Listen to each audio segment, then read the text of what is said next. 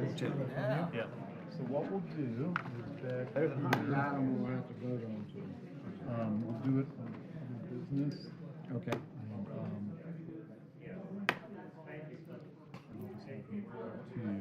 Okay. And then actually, When you get to other business, I got something. Hold on for a second. Okay. and I'm gonna 10 give- minutes. I'll Yeah, get 10 you- minutes, right, Seth? Yeah, 10 minutes, that's what Amy I can do it in less than 10 minutes. Where you going on? We got it, we're good. Oh, my God. All right. Hey, quorum. Let's go ahead and call this meeting to order. Good morning. The Metropolitan Planning Organization Board meeting of May 11th, 2023 is called to order. Remind everyone to please silence all electronic devices. Please note that this meeting is being broadcast, and a video of the meeting will be available after the meeting is concluded on the county's website. At this time, I would like to ask you all to please rise for the invocation and pledge of allegiance. O merciful Creator, your hand is open wide to satisfy the needs of every living creature. Make us thankful for your loving providence and grant that we, remembering the account that we must one day give, may be faithful stewards of your good gifts. Amen. I pledge allegiance To the flag of the United States of America and to the republic for which it stands, one nation, under God, indivisible, with liberty and justice for all. Okay.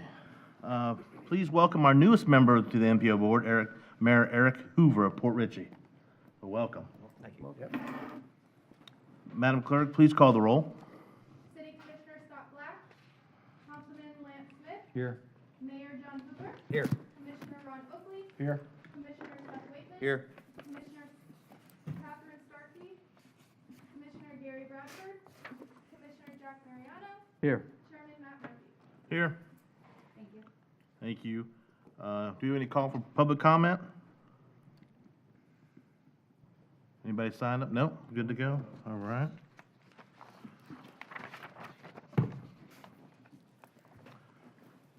Okay, no one signed up. Before we begin the action items, hang on a second. Let's do approval of the minutes. We're seeking a board review and approval of the meeting minutes for the February and March MPO board meetings. Do I have a motion and a second? Motion approval. Second. All in favor? Aye. Aye. Motion passes. Next, we have the MPO Advisory Committee reports. Citizens Advisory Committee, Mr. Johnny Kors.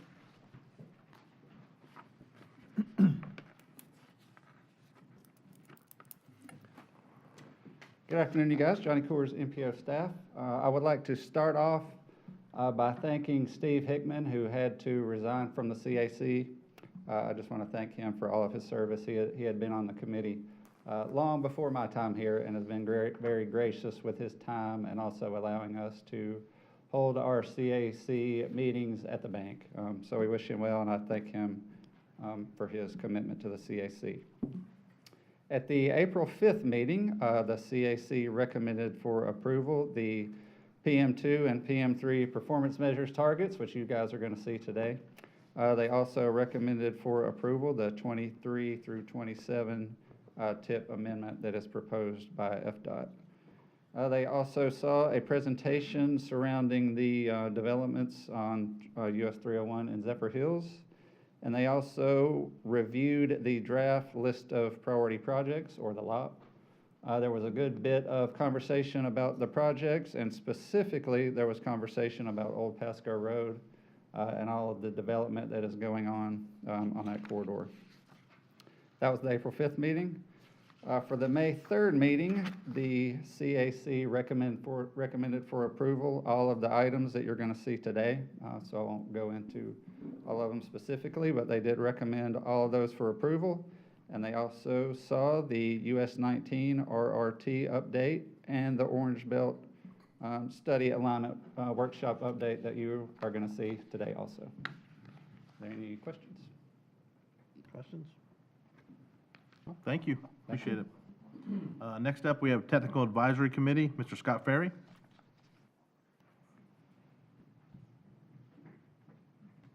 Good afternoon, all. The MPO Technical Advisory Committee met on April the 5th and also on May the 3rd. All of the presentations and action items on today's meeting agenda were presented to the committee during the duration of both of those meetings, and all items were approved unanimously. Just a couple of quick items of note. Todd Vandenberg, Zephyr Hills Technical Advisory Committee member, summarized a recent meeting between the Florida DOT, City of Zephyr Hills, and Pasco County Engineering Services regarding the proposed State Route 56 extension. A second route option was discussed, which incorporates Chansey Road and County Route 54 to connect State Route 56 to US 98. The Florida DOT will present their findings to both the City of Zephyr Hills Council and the Pasco County Board of Commissioners. Also, the Florida Turnpike Enterprise reported that they have started their PD&E study for the widening of the Suncoast Parkway from Van Dyke Road in Hillsborough County to north of State Route 52 in Pasco County. That concludes my report. Any questions? Thank you, sir. Thank you. Next up, Bicycle and Pedestrian Advisory Committee, Dr. Stovall. Afternoon, everybody. The April BPAC meeting, we met at Starkey Ranch Library, and we had a report on discussions you all actually had at a previous meeting, and members were really pleased and kind of joined you in the discussion. And that discussion was about doing things to make trails alongside roads perhaps a little safer, maybe some trees with some shade. And at our committee, members have talked about providing some kind of physical barrier when at all possible between a roadway and a bicycle path. So good discussion, so we thank you for that. The same reports that you heard about for CAC and TAC were done with us. A couple of other things that we did in addition to those issues, we talked a little bit about our membership, and I think we would ask to have one of our members who was an alternate moved over to a member at large, Brian Michaels, because he is our vice chair, and that's a good thing to do, rather than an alternate. We had one member that hadn't been coming, so I think he's now gone away, but we had two new ones come for the meeting in May, and thank you, commissioners, both Waitman and Mariano, for speaking to these good guys, and I think they'll be good additions to our committee.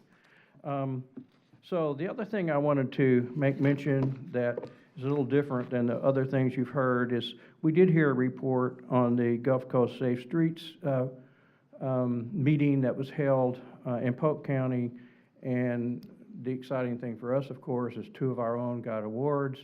Tina Russo got the Bob the Builder Award, and Commissioner Starkey got the Vision Zero Award. And I think you all know, if you've worked with them, you know they're working very hard to help us to be safer, and so we appreciate that. Well-deserved awards. The other thing that I wanted to spend a little more time with is the Orange Belt Trail routing, and I know you heard that was presented before. We spent actually a lot of time at our committee on that, and we really are encouraging people to go to that orangebelttrail.com website, because there are several different route decisions that have to be made, and of course, we're hopeful that they're made in a way that we think will provide the most benefit to the county. So that is still open. How long will that be open? Probably until the end of May, maybe even June. I'm looking at Okay, presentation. so she'll talk to you about it when she talks today, but that's important for us all to get that trail done, and so thank you for that.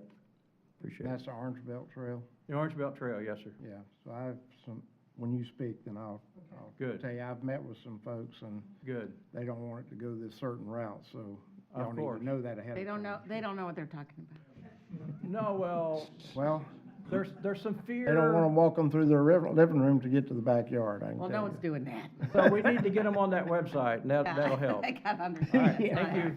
Any other questions? Thank you, sir. I want to acknowledge Commissioner Starkey's in attendance. Before we begin the action items, for the flow of the meeting, it'd be best to present the draft list of project priorities first. This is the informational item. Do I have a motion to move this item up on the agenda? Second. All in favor? What type of tab is that? All right, draft list of project priorities, Ms. Tina Russo and Mr. Johnny Corus of the MPO staff will present this item. So since this got moved around, it's page 241 in your agendas. I know that's 300-something pages, but page 241 is where this is, agenda item is. So our LOP is something that is voted on every year. 2 years ago, we went to a ranking system, and we went through that process of ranking our projects. All of our committees and this board finally approved that ranking system, where safety is the number one, has the highest percentage of points on it for these projects. Several of these projects have been on the list. They go through that progression of, being feasible, then the right-of-way, all the way construction. So we still have several projects that are programmed, that are set for construction. I think there's 5 or 6 of those. What is really different this year compared to last year, and it's based on DOT's requirements, this is their wish list or our wish list to FDOT for funding. It does not include CIP projects. We have that on a separate list, but this is our wish list to DOT for state funding. So something that's a little different, we had like 28 projects last year, but we had 5 different ties on that list of projects last year. We were told to get rid of the ties this year, and again, it's a ranking system, so you shouldn't have projects tied. Just another comment is, years past, this list of projects had several different tables. We had non-motorized projects on one table, we had motorized, we had 5 tables at one point in time. We slowly, painfully, condensed all those projects on this table 1. The only thing different is our TA projects, which are transportation alternative projects, which are basically only sidewalks.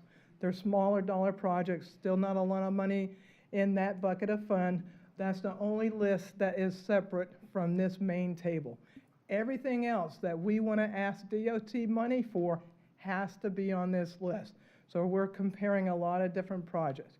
So there was 10 different ties last time, so we had to break the tie, so to speak. And the number one thing we went to is we looked at every safety component to see which one would break that tie. Now, most of these that were tied, especially when we got towards the top, they were tied when it came to those safety numbers.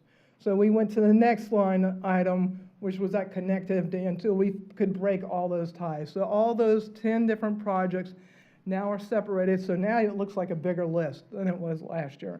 So that was the first thing we did, and then we added some new programs based on our call for projects from all our jurisdictions.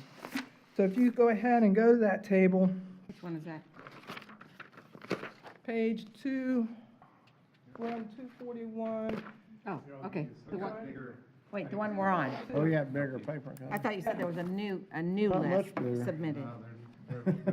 Wow, the lighting. So this is the whole plan that for draft blind. list of prior projects. Next month is when you will be asked to finalize this list that will go to DOT and to the governor.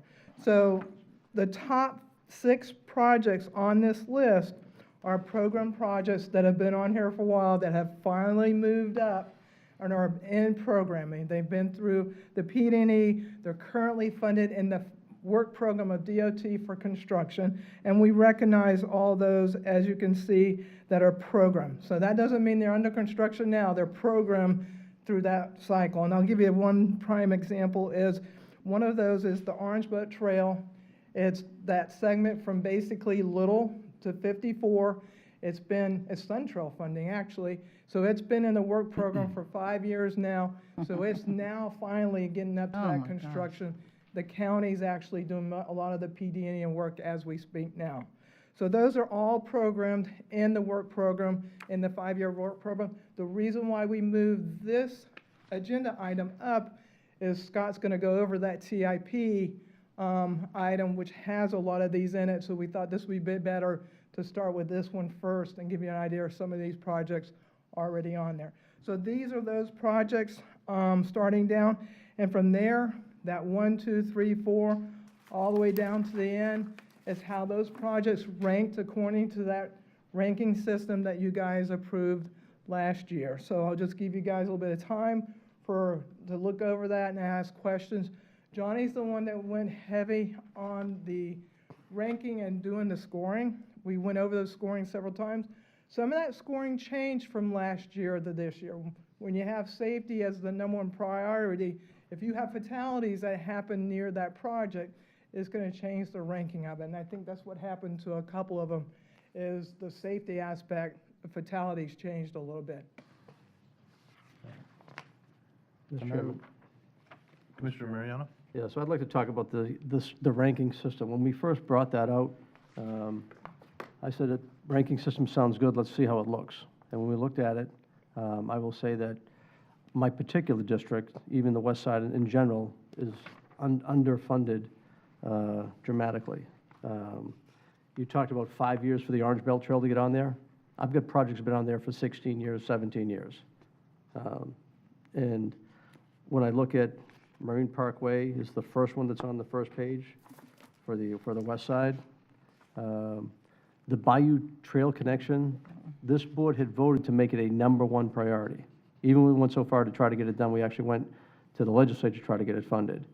It's on US 19, which is the most dangerous highway in the world, and you've got it ranked way down the second page.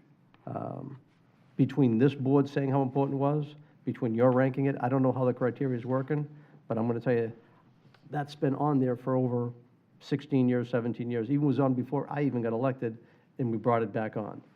I'm going to go further to go Old Dixie Highway. When Suncoast Park was coming forward, we knew we were going to need a trail up there. It's a 2-lane road with no sidewalk, because you got to connect. You got ditches on both sides. When people start going from Hudson, going up there on Old Dixie, and frankly, if we can keep people off 19 to get up there that way, that's a better thing. And that thing is still ranked down below. Hicksville Bolton, I'm glad that's on there. But Jasmine Lake, Jasmine Boulevard, it's been on there a shorter period of time, but important. Ranch Road, another one that's been on there again for many, many years. Still like, well, that's actually constructed 25.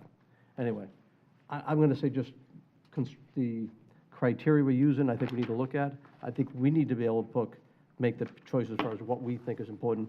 In our districts, we should be able to look at that a little bit closer and get those elevated if we think they need it. So we've had several conversations, and I'll let Carl kind of maybe talk about this as well. Once we do this list after June, we plan to revisit that ranking system as well. Now, as we go into LRTP, it's important that our ranking system for prior projects, and Carl can talk about this, that they match up with how we move forward with our long-range transportation plan. We found out with this, and there's no ranking system. Scott researched this in detail for a year before we even brought this to you guys about how to rank projects. There is no system is perfect when it comes to this.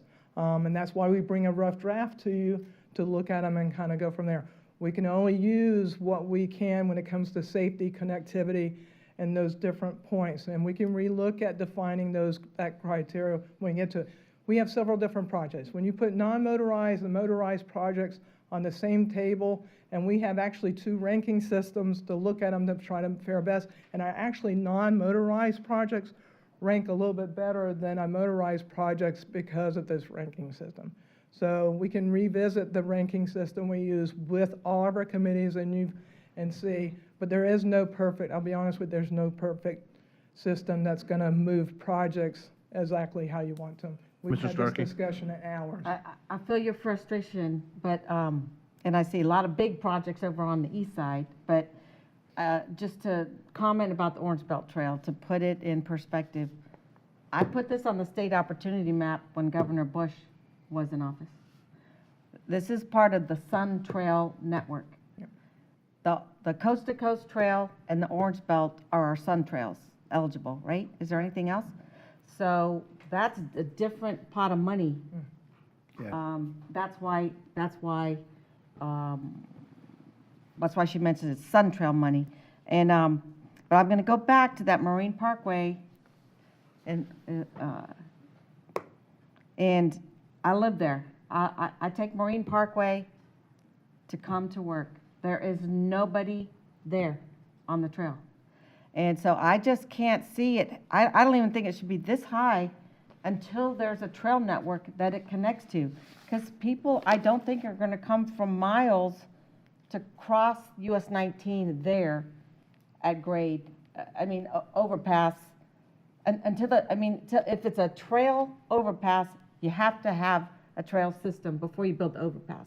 I can't, so I would say, I don't even know how that one ranks so high, though maybe it's your number one deal, and I wonder if you might consider maybe the Grand Boulevard Trail having more importance than that one, and build your trail network out and then ask for the overpass, unless that's coming from some other kind of money besides our penny money for trails.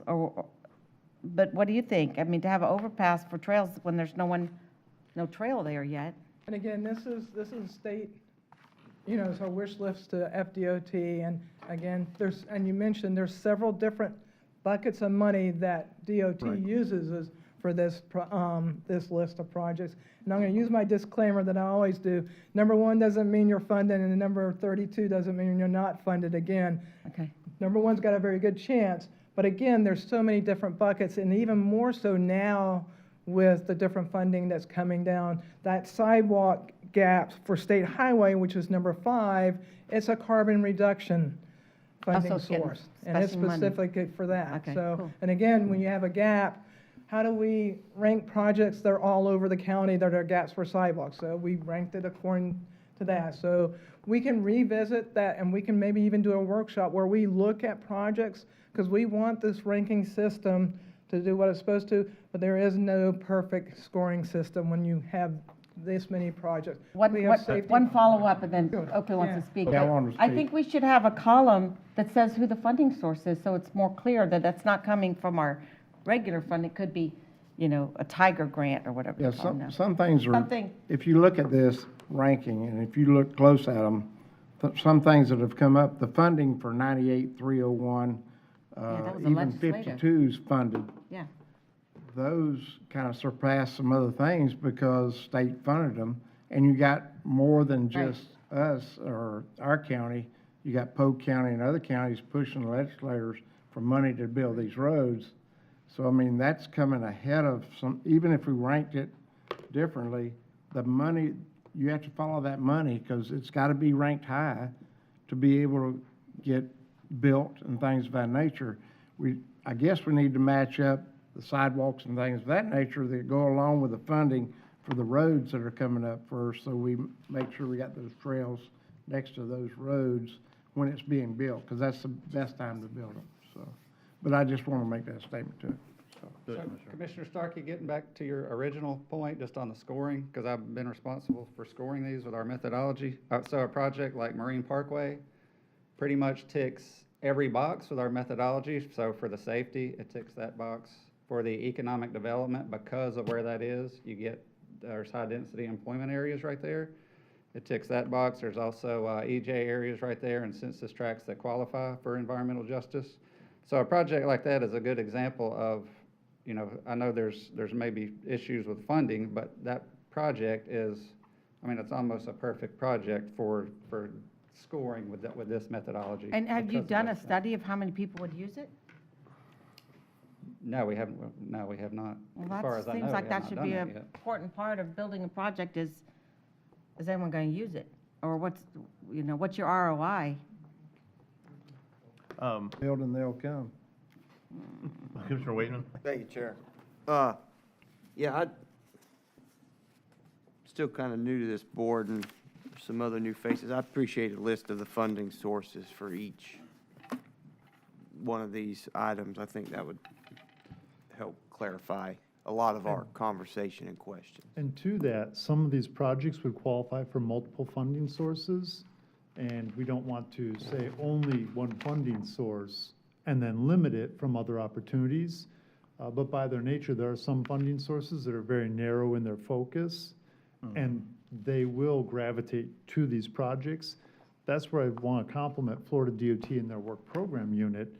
They are very good at finding what they can use money on to then do as many projects on our list as possible. As we talk about the list and the methodology as to how we score these, again, as Tina was saying, we're never going to be quite perfect because this does not look at every possible scenario out there in terms of what is important to us as a region. The one thing I will ask is that any project that is currently being advanced forward by Florida DOT, so for example, it's had engineering or a study done on it, we don't want to pull the rug out from under them and have them start down a project, and then we say, we're going to push it way down the list. Yeah. Because that disrupts their funding. If it's a project that doesn't have anything going on it, I'd feel much more comfortable. But a project they've started on, I really would hope that we could treat it as something almost sacred, that we don't want to push it down the list. Because it is really important to not disrupt their workflow program. They use this list and they trust this list to put money on projects. And so I want to caution us to be very careful about what we do with this list. And I realize there are considerations beyond just our scoring methodology. So I hope that answers a few questions. Just back to what Commissioner Starkey was talking about, just example of the Marine Parkway. I know we were trying to keep it up on the list, just to keep it visible. I agree with her that we're building the infrastructure to it, both sides. Next 2 years, we have our trails going in through Newport Richey and across in front of our little section there in Widow Fletcher's area, which will eventually tie into Suncoast Trail coming from Anclote and I think out to Starkey Park. So we just, we're going to have that stuff built to it. So we're getting there, but we just don't want to lose sight of this. Now, I know that if a project's not ready or, another project is, then boom, we bump down to the next one, move it up and go on. So I know it's a list, but it doesn't necessarily mean that's the list is going to move in, the direction it'll move based on funding and that kind of thing, so. And I believe on that particular project, is the city not having engineering work done on it currently, but Yes. it's not yet completed? Correct, yeah. Mr. Chair? So with the mayor here from Port Richey, Mayor Hoover, the underpass at Bayou, they call it Bayou Trail Connection River Gulf. That's the underpass bridge that goes by Catches underneath. And we tried to work and get you guys to the table from before. And there's property along Catches that we need. I know in the midst of the development that's there, there's the old US 19 used to run through. There's kind of not a used trail now, but it's a road that's there, and the park at the very end, which I don't think too many people go to. But your trail network system that the city had set up goes in front of Catches along the side road out to the front. I think if you would enter conversation with them and somehow could get the land on the bayou, that would be a big plus if we're going to make this connection happen. But how do you feel about that River Gulf? I mean, you were there for the meeting when we had the joint cities workshop. I know you were in the back, but how do you feel about that? Because I need to know where we need to go push, because I'm not going to go push a project that you guys both aren't going to be behind, frankly. But what are your thoughts? I'm very interested in making that connection. Yeah, okay. That's good to hear. Councilman Murphy, too? Yeah, I think we'll do our part for sure. I know, I think it was the workshop we had with the county. I think they were waiting to see if they were going to be able to do it across Grand Boulevard through FDOT instead of doing underpass, but I think that's And I'd say not in the current mood. Yeah. And I'd say do both. I mean, if you can do one, do the other. But if we're going to go, and especially there's maybe some federal grant money that we're going to talk about. Matter of fact, Carl's got a great news on a grant that we're talking about for safety along US 19. But if we can make that happen, it's going to take all of us working together to make it happen. I think there's a way forward. That was ranked for a while #1. And what irks me is that thing has dropped so low because of the new scoring system. Well, this council, this MPO voted to make it number one, but their staff said, well, we're gonna move it down because of our criteria, which I don't think, that shows your flaw in the criteria for what we want. We're the elected people, we know what our people are telling us, where we wanna go. So that's why I think that thing definitely should be moved up. I'll just say, as far as other things going in there, I see some other things, programs that were on there for a long, long time, like Jasmine, Ranch Road, Zimmerman, which we do need to work on as well. But Those they're things are getting programs. looked at. Yeah, that's what I'm saying, they're funded, that's good. Programs. I'm saying a good thing now, Tina. Right, yep. I mean, it's good to see those are getting done after many, many years, so I know we're making progress. I just don't want to see that stepping way back. Now, Carl, you went out to 5A Road a little while ago, when I told you about we had a, 5A Road is right near the Hudson Library. It's near a couple of bus stops, down the street from the hospital, and we did construction work from Little Road all the way to Woodbine, the first section of Beacon Woods East, in Beacon Woods, and then it stopped, and we're gonna continue on. It's part of Beacon Woods East, or abuts Beacon Woods East linear park that runs down. That roadway is literally falling apart. We've got banisters up there, we got flags up there, and people are still using it because they don't know underneath it, there's nothing underneath. I was trying to get that moved up. I thought it was on the MPO list. It turns out it's on the penny for Pasco list. It was supposed to be done this year. It's got to wait for another year. At the end of that trail, when that comes out, so it's done next year, the connection from that is going to go across 19 up to Sunwest Park. And at Sunwest Park, once you get past, which is something we could look at, once you get past Old Dixie Highway, you go up to right about New York Avenue, there's nothing for a sidewalk. There's a couple of little gaps in there, but there's nothing for a sidewalk there. Everything from that point going up could be put, a lot of it on Swift Mud property, because the other property doesn't seem to work. It could go on Swift Mud Makes it property nicer. all the way through. Makes it a lot easier to get it done. And you could promote a fire trail, which has got some benefits as well. I think that thing should be moved up as well. Jack, if I could, if you could, I don't know that area, and I'm sure that they don't know what you're talking about either. Why not draw something, bring some maps, and bring it to the BPAC where they look at these things? And, I wish that more people would look in their, I'm pointing to my commissioners over there, I'll point to you too. I wish you would look more closely in your districts and see where we could put some really cool trails and connections, because we can talk about Bentonville in a second, but it'd be great, but you can't do that here, because I don't know what you're talking about. So just an update on Old Dixie Highway, I'm working with FDOT and a consultant to do a feasibility study to kind of work out those details on which side of the road, what segments and what kind of funding it would take to build.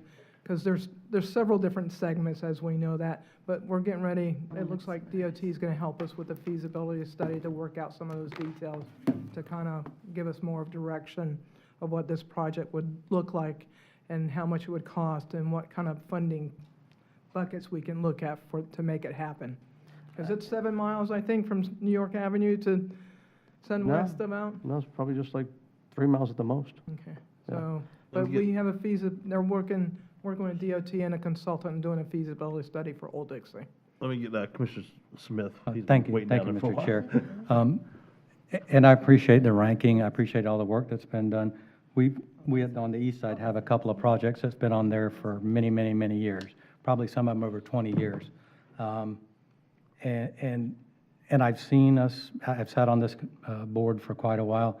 I've seen us move projects, and it just tends to jumble some of our things down below it. I mean, not to say if we don't had an immediate need, we would take care of it. And I think maybe we had some interim work on 41 and 54. We're putting in some lanes. I think that's a good thing. But I know it seems like when we move things, it causes problems downstream, I think. And I would just, I would caution our board on moving anything. I think it's a smarter thing if we have an issue to try and add interim fixes to it. And the reason is because when I look at some of the stuff in our area, it's going to be 2028, 29, 30. We're talking 7 years before it's done. So if we can do something in the interim, which probably would be 2 years at the quickest, we need to look at some of those measures. So I've been patient, and we've watched our projects move up, and I certainly appreciate everybody else's projects on the other side, but I feel like we have a need over there with our traffic issues and the growth we're experiencing. So I just urge everybody to just if we could leave it the way it is on our side, that would be great. And then I like the idea of knowing the funding sources, because occasionally we will come up with a different funding source if we're ready for the project. So, and I just talked to DOT folks, and again, that money comes available at different times and very quickly, and 301 is the prime example. That freight funding, that was pretty far down the list, but it qualified, it was one of the few projects that qualified for that funding, so you're able to fund it. So we can have a good idea. I mean, like we know the carbon reduction money is doing some sidewalk gaps, but for the most part, that money moves around, and it's really hard to tell. And like Carl says, you don't want to say that's going to be the bucket that comes from, because that's probably not how that works when it comes to FDOT. They ask us to put as many projects as we can on a list, rank them. They're asking us, and we'll start this next year, doing these lower cost projects. You know, most of these are big cost projects. So we're starting to look at some lower cost projects that they can use some different pockets of money for as well. So that's, again, we used to have 5 tables, so I think it's kind of misleading too. You had 5 projects on 5 different tables, and you thought it was number 1, but in actuality, you know, now everything is on this one table that I think makes it a little bit more deceiving as well. Commissioner Starkey and then Commissioner Wade. And I'm not sure, I mean, you'd think I'd have this memorized in my years of being on the MPO, but I don't. And we have some new members. So I brought this up at the board meeting about our TIF funding and how so our transportation, what's the I stand for? Improvement. Or improvement. It was funded at 33.7%, and we made a move a few years ago to roll off 3.7%, so now we're at 30%. Does that come into play here at all, the TIF money? Those are county funds. Yeah. And this project list only deals with funds we seek from the state of Florida through Florida DOT.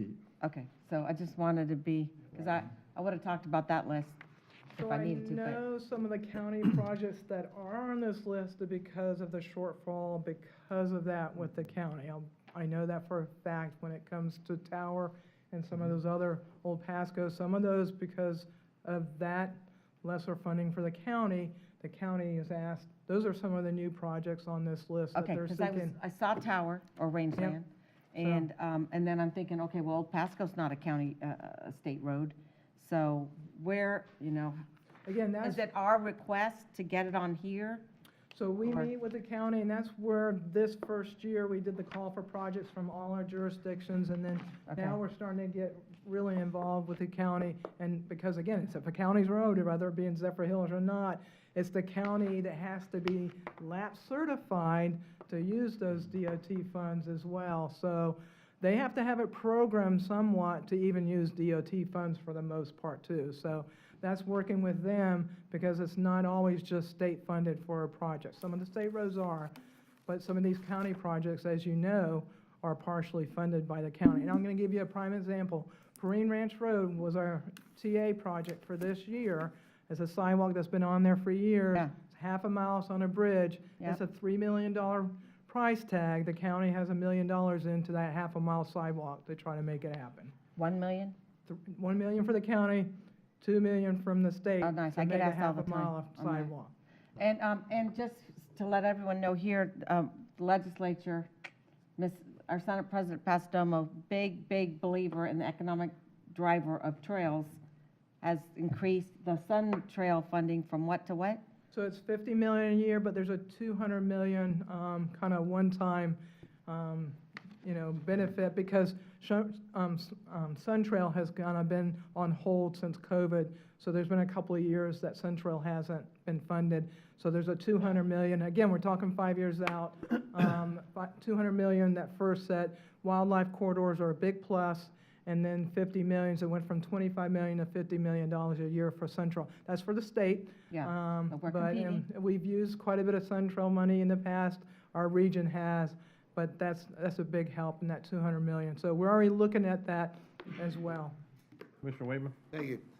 Running parallel with this list, we talked a couple, 2, 3 meetings back in this boardroom about identifying the right-of-ways that we own. I think Commissioner Starkey brought it up. Have we made any progress on the list of the right-of-way property that could help? If we know we already own the right-of-way, that would impact the thought or the methodology of any of these roads that are listed, because right-of-way is already acquired, and we don't have to spend more money on it. That is a category where there are points available, and points are in this, that if the right-of-way is already in hand, it gathers points to then push the project up the list. But I think there was some gaps in understanding, at least the way I heard it. It was a good discussion. Has there been any work done with our staff or your staff to help identify where these pieces of property, or we still don't have a list? So when it comes to county projects, there's a right-of-way preservation table already for county roads. That includes everything from utilities to sidewalks, and that's part of a right-of-way preservation table that is done from the county. When it comes to the state, that's a whole different ballgame. They go out depending on the right-of-way. Now, we'll try to get that right-of-way up front from development the same way the county does. But there's times when you put a 6-lane road in that you're going to have to acquire some right-of-way. But when it comes to county roads, collectors, and arterials, there's a right-of-way preservation table already that already contains a complete street component, which is sidewalk and multi-use path already. Commissioner Mariano, then Okay. Commissioner Starkey. Well, I'm going to answer your All question. right, so a couple of things, and Commissioner Starkey just gave me new information I didn't know about the Sun Trail Network funding. So on one of the pages here, it's got the Withlacoochee State Trail Extension, and it says on there, it's funded by Penny for Pasco will come off the list. So for what I'm hearing right now especially, this is a red flag to me anyway, but now what I'm hearing especially, if there's more funding for the Sun Trail Network, we shouldn't use up Penny for Pasco if we can use the state money. That's not a question for me, because that, again, was funded through Penny for Pasco, and that's already in design and getting ready for construction. So that's Maybe- for so the maybe- county attorney to kind of have that conversation with, and I don't, not MPO when no it one- comes to There's no that, one that moving can money cancel. around. So it's on the list now. If we're going to design it, and we're already spending the money, that's fine. Let's go for the construction money. So that's getting ready to be constructed. yeah, you don't want to Sun pull Trail's that gonna out. be 5 years plus out once it's even applied for. That's a big piece of the network out there. $7 million. That's And bringing again, you that's get the two- connector to the coast. No, from the and, north. and I'm not downplaying the Orange Trail, I'm not counting this trail either, I'm just saying, there's got to be some balance. The money collected here is collected countywide, there's got to be some balance to this stuff. So again, all right, so it's already a construction coming up, so be it, but Mr. Well, Starkey? So to what Seth was saying, I'll tell you what I do, Seth. For example, on knowing the Orange Belt Trail was going to be coming up behind Astoria, Bexley, and I got a lot of that right-of-way donated already from the Benke family, a couple miles maybe. We have, in the Starkey Ranch, the Wheelock Street Capital, they're donating some right-of-way. So I think we have 3 pieces still to deal with. One is CSX, and two other property owners. If we can go ahead and get that, that right-of-way in-house with those 3 that we've started talking to, we can accelerate that project, because it's a different kind of grant, and we're going for a grant on that road. If we have all the right-of-way, it just moves it up, right? Am I saying that right? Yeah. So, and let's say the Starkey 54 overpass. I had a meeting a couple weeks ago with Dewey Mitchell, who's donating the property on the south side. And so, all those little things help when it comes time. Those add points in a scoring system. Commissioner Mariano? Yeah, and I'd like to add another project that's not in here, and we talked about this from residents that were here. Matter of fact, my new BPAC member, Dennis, I see him in the audience there. Shady Hills Road, I don't see that on the list anywhere. and that's a roadway that, coming from County Line Road all the way down to 52, I've got a 300-acre industrial park coming in. Gary's Plastic, who just put a big economic incentive in, is coming in as well. There's more stuff coming, there's a development going down closer to 52 as well. If you go further up the roads in front of those schools, there's no sidewalks.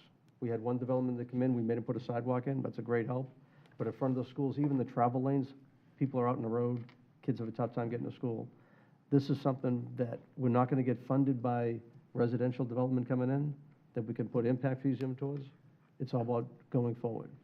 But is this road here, can that be added to it? We'll be doing a call for projects in just a couple of months, and that'd be a great time to add that project. But you gotta remember that Hayes Road's actually the road set up for that industrial park on the backside. Okay. So that's set up for traffic feeding into the industrial park rather than it going through the residential area. So, And if I may. something to keep in mind. Yeah. And I'd like to follow up also, Commissioner Waitman. I wanted to share with you that the county attorney's office is also very proactive in looking at the projects we have coming up. And if they see a tax lien or something of that nature where there's an opportunity to acquire a parcel, even if Florida DOT is going to build it, they're proactively going after those parcels to make the process easier so we can advance projects. And I want to thank the county attorney's office for proactively doing that. Great line of communication. So we're not asking for an action on this. This was informational only. Any other questions? Get your What is boxing the- gloves what is- on in a couple of months, Carl, fellas. what does Get DSB your stand boxing for? I'm gloves. sorry. I'm sorry. Oh, design, But, I'm sorry, I couldn't hear you. what does DSB stand Oh, for? design build. What's the S? I think that's, design is the DS, Oh, but design build. and then CST is construction. Mhm. Does this, like, actually say when construction starts? Some of these have it shown, so for example, I'll just grab something near the top. Like the Where it first one. says programmed. So Programmed, construction funded, the bottom program project, construction funded FY '24 through '28 TIP. All the ones below there, we're asking for a phase that leads up to construction or construction itself. So for example, the number one priority is 4154.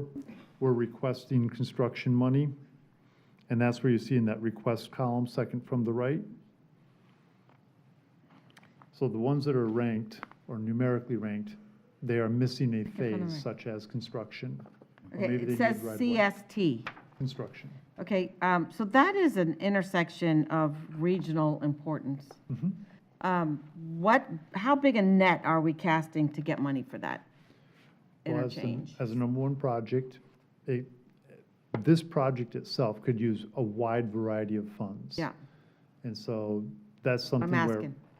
I- Where do you plan to, I plan on asking DOT for their expertise in arranging the money, because it will likely be many pots of money just because of the magnitude of this project. This is going to be a very expensive project, and it won't be just one fund source that will take care of that. and so those of us who've attended the TMA meetings know this is on the top 5, and hopefully we've moved up since we funded some of the other projects that were on the top 5 of the regional projects. This is considered a regional project, and so we would hope that the other counties would, sign that letter that we signed for them to make sure it's a well-funded project, right? Yeah, okay. Commissioner Mariano? Just a quick thing on the Bayou River Gulf connection. You've got nothing listed in there, but didn't DOT spend some money designing what that thing was gonna cost and do some preliminary stuff? So DOT did a engineering estimate of what they expected the cost of the project to be. And so it's beyond a planning level study, so the number is a little bit more precise. And so we do have that, but there's not been design work done or any of the initial phases such as right-of-way acquisition. Shouldn't that be noted, though, in the notes you've got to the side, or is nowhere to put that? We could put that in there, Just certainly would. informational, at least we can show, well, that there's been some progress towards it, okay. yes. I have one more question. Okay. The last part of State Road 52 that frankly, I drove to Dade City yesterday or Tuesday and was shut down for 17 minutes. I don't see it on here. Am I just missing it? Well, There and cut off to Bellamy. So what number is that? Kind of how it's listed. so you have It's on the program. it's the bottom programmed project with construction funded through 24 through 28. Show me where? I gotta see it to believe it. On the front page. Right there. Oh, good, okay. And I highlighted it, and I forgot it already. Quite all right. Okay, all right, gosh, I can't wait for that one. Thank you. It's taking them a little longer to acquire right away for that project, that's why. It's been moved up a little bit. Do we have any other questions on this? Okay, so. All righty, I know the last thing we want is another meeting, but, I like the idea of some workshop or workshops on this, because there's so much involved, it might be a good thing to have that, I like that idea. We will be, as we develop the long-range plan, we will have to screen projects in that process, and that will influence then the future development of this process. And we will use that long-range plan as that tool to refine the ranking process for this. And that long-range plan will be kicking off this summer. So that will help to refine it. We'll be doing outreach with you on the long-range plan. So you will get it, kind of a 2-for-1, if you will. All right, thank you, thank you. All right, thank you, sir. Thank you. Okay, moving on to action items. Number 1, nomination and consideration of new MPO Citizens Advisory Committee. Mr. Johnny Kors of the MPO staff will present this item.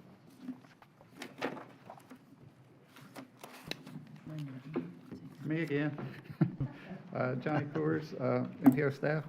This is just the point in the agenda. We have a standing CAC nomination action item just to review any applications that come in. And if you would like to nominate any representatives, now would be an appropriate time to do that. Chair. I have one. I have one. Thank you.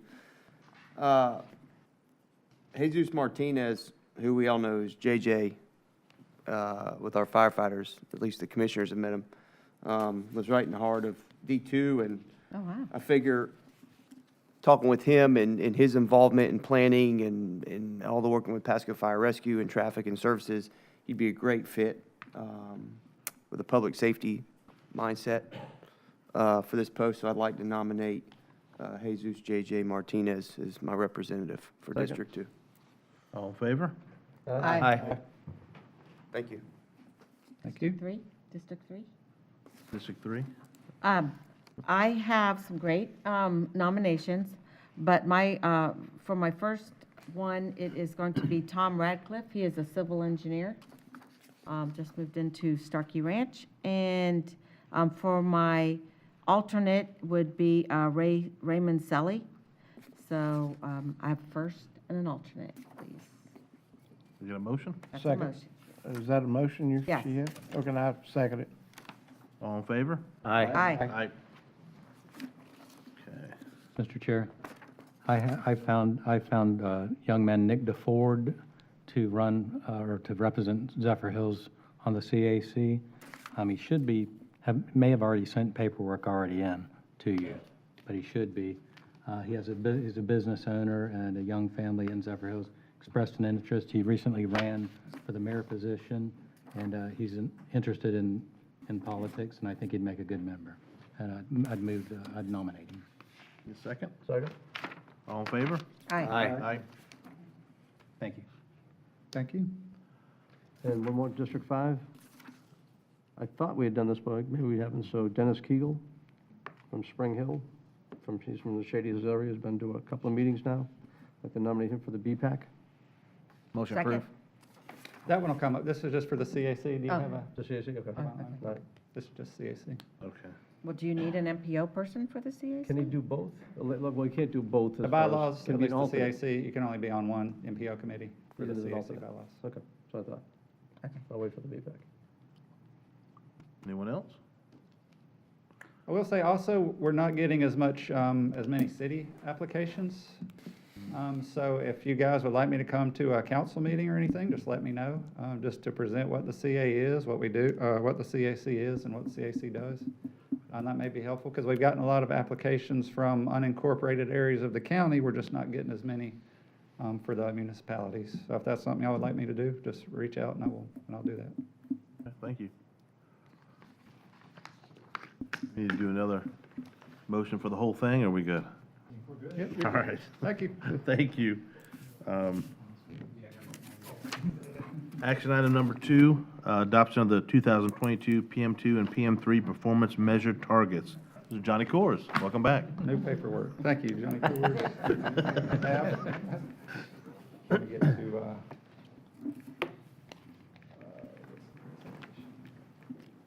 While you're pulling up, just let me ask a question. I don't see it for BPAC on here coming up. Am I missing something? No, that's just so you know, he came to last week, we give our BPAC members a couple of meetings before they decide if they want to be part of BPAC. And he's Because we're a special group. So I can't nominate him today? I think you can, I think to the you. meeting, and if you want to do it, you can. Yeah, let me do it. Is he here? I got a guy who wants interest. It's a big thing. I haven't had one for Get a him long on there. time. All right, so I'm going to make a motion. Dennis Kegel for the BPAC. Second. All in favor? Aye. Aye. Can you please confirm who seconded the motion? Thank you, sir. Move. Okay. So every year, you guys know the PM1 performance measures that the MPO board adopts annually. We also have PM2 and PM3 performance measures, which we are only required to adopt every 4 years, and those are pavement and bridge condition, and also travel time. So we're gonna look at those, and I'm gonna go through them pretty fast. If you have any questions or anything, just just stop me. As I said, the PM1 measures were adopted by the board on February 9th in 2023. For the PM2 and PM3 measures, the MPO board is required to adopt those 180 days after the DOT establishes their targets, and those were established in December of 2022.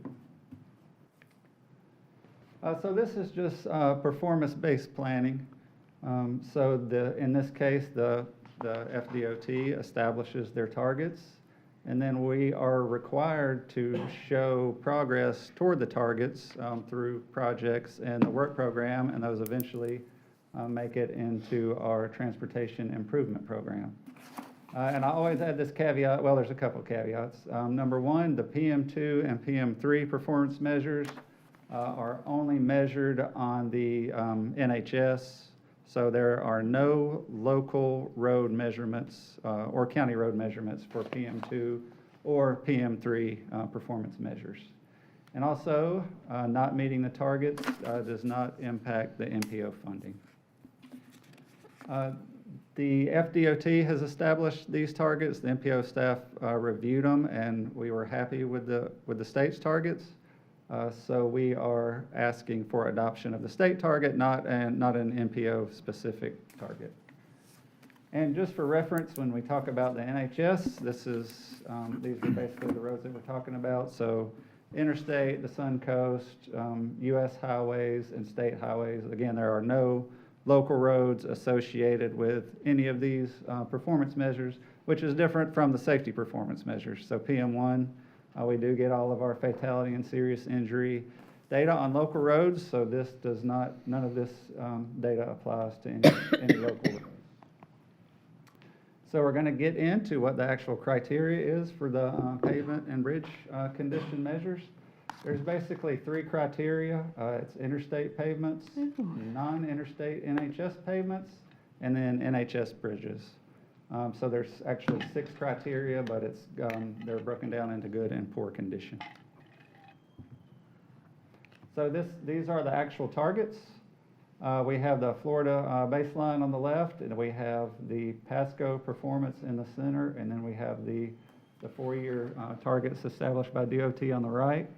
And I think the takeaway here is that the conditions in our planning area are exceeding not only the targets, but also the statewide baseline, except for the non-interstate NHS payments, and we're basically in line with the rest of the state. So we are definitely exceeding the statewide performance for those PM2 targets. Does anybody have a question about those before we move on to PM3?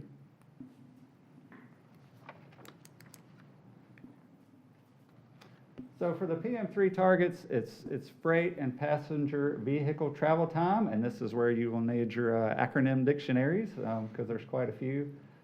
There's basically 3 criteria in Pasco. The bottom 3 criteria are not required in Pasco because we are not in a non-attainment area for national ambient air quality standards. So that's a good thing.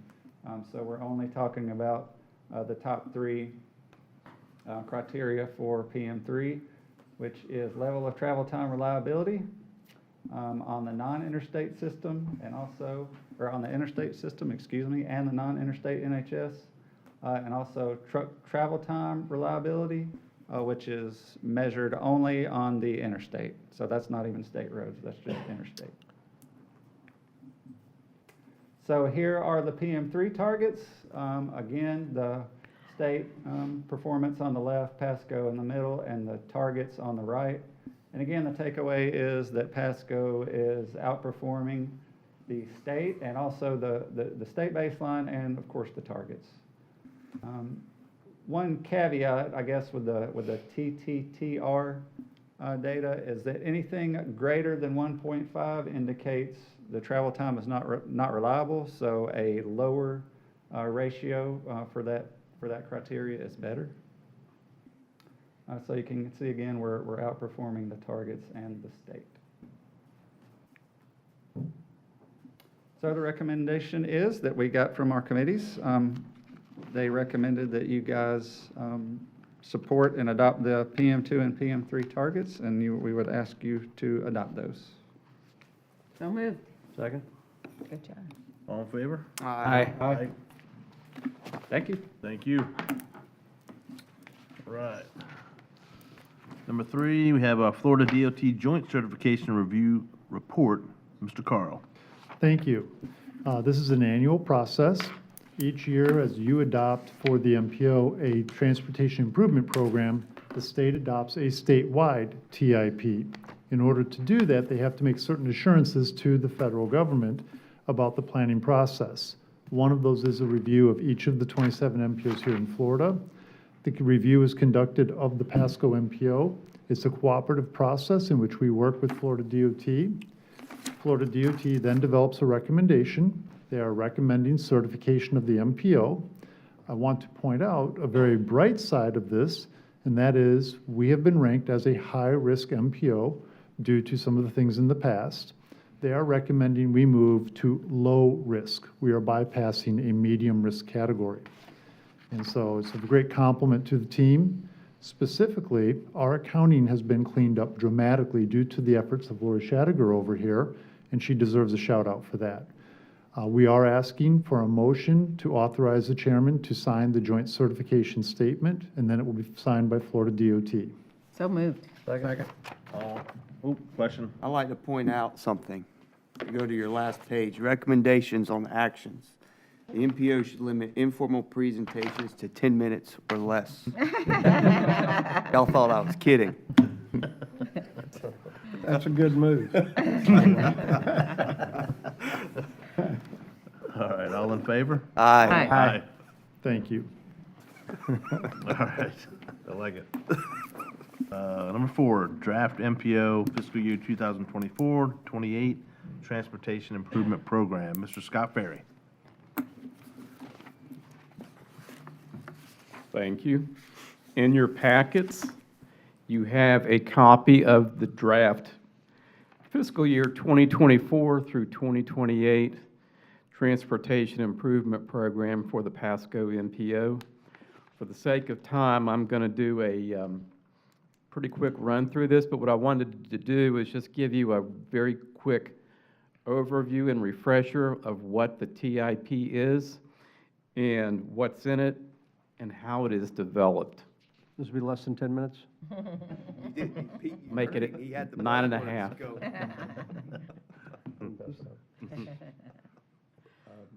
Where's the, can you forward the presentation?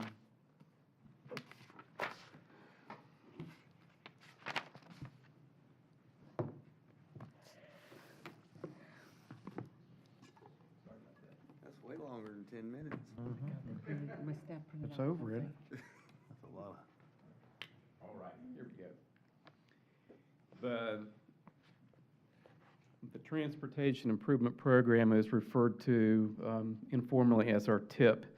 The TIP is a 5-year schedule and program of federal and state-funded transportation projects in Pasco County. It reflects the MPO's short-term transportation planning priorities, and it's one of the MPO's core planning products. The MPO's TIP is, the development of it is required by federal law, and the state of Florida requires that the document be updated and readopted on an annual basis.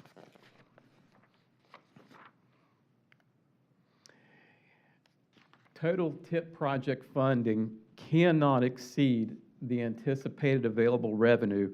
In other words, the TIP project list has to be constrained to the amount of funding that is anticipated to be available for projects during the period of the TIP.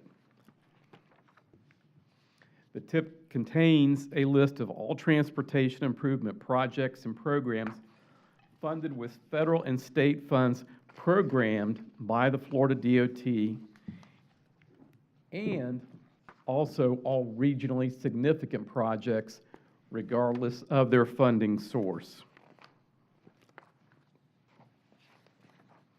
The TIP is developed by the MPO in coordination with the Florida DOT, with the Florida Turnpike Enterprise, Go Pasco, and the 7 local units of government in the county.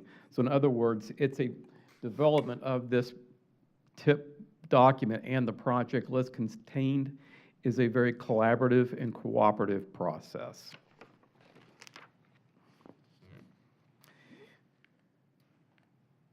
The project priorities in the document are primarily determined through the MPO's project prioritization process, which we have already discussed extensively today. And just for clarification, the projects contained in this draft TIP, they reflect the project priorities that were adopted by this board last June. And I'll explain a little more of the workflow of that in a second. The draft TIP also reflects the project priorities of the Florida DOT as reflected in their 5-year draft work program, and it also reflects regional priorities as established through regional cooperation. This little graphic just gives you a quick illustration of the workflow of how transportation improvement projects are developed through the MPO process. They start with the MPO's long-range transportation plan through the development of the needs list, and then they are then filtered into the cost feasible plan in the LRTP. From there, they are then filtered down into the MPO's annual list of project priorities, which was presented again to you today. And once the MPO's project priority list is developed and adopted, it is then provided to the Florida DOT, which uses it as a component of developing its annual work program. And once the Florida DOT has developed its draft work program for the next 5 years, then the MPO uses that project list to help build the project list for the next transportation improvement program. Just some quick highlights of some of the project category funding for this TIP document. There is about almost $260 million in roadway capacity improvement projects. There are almost $105 million in resurfacing projects included.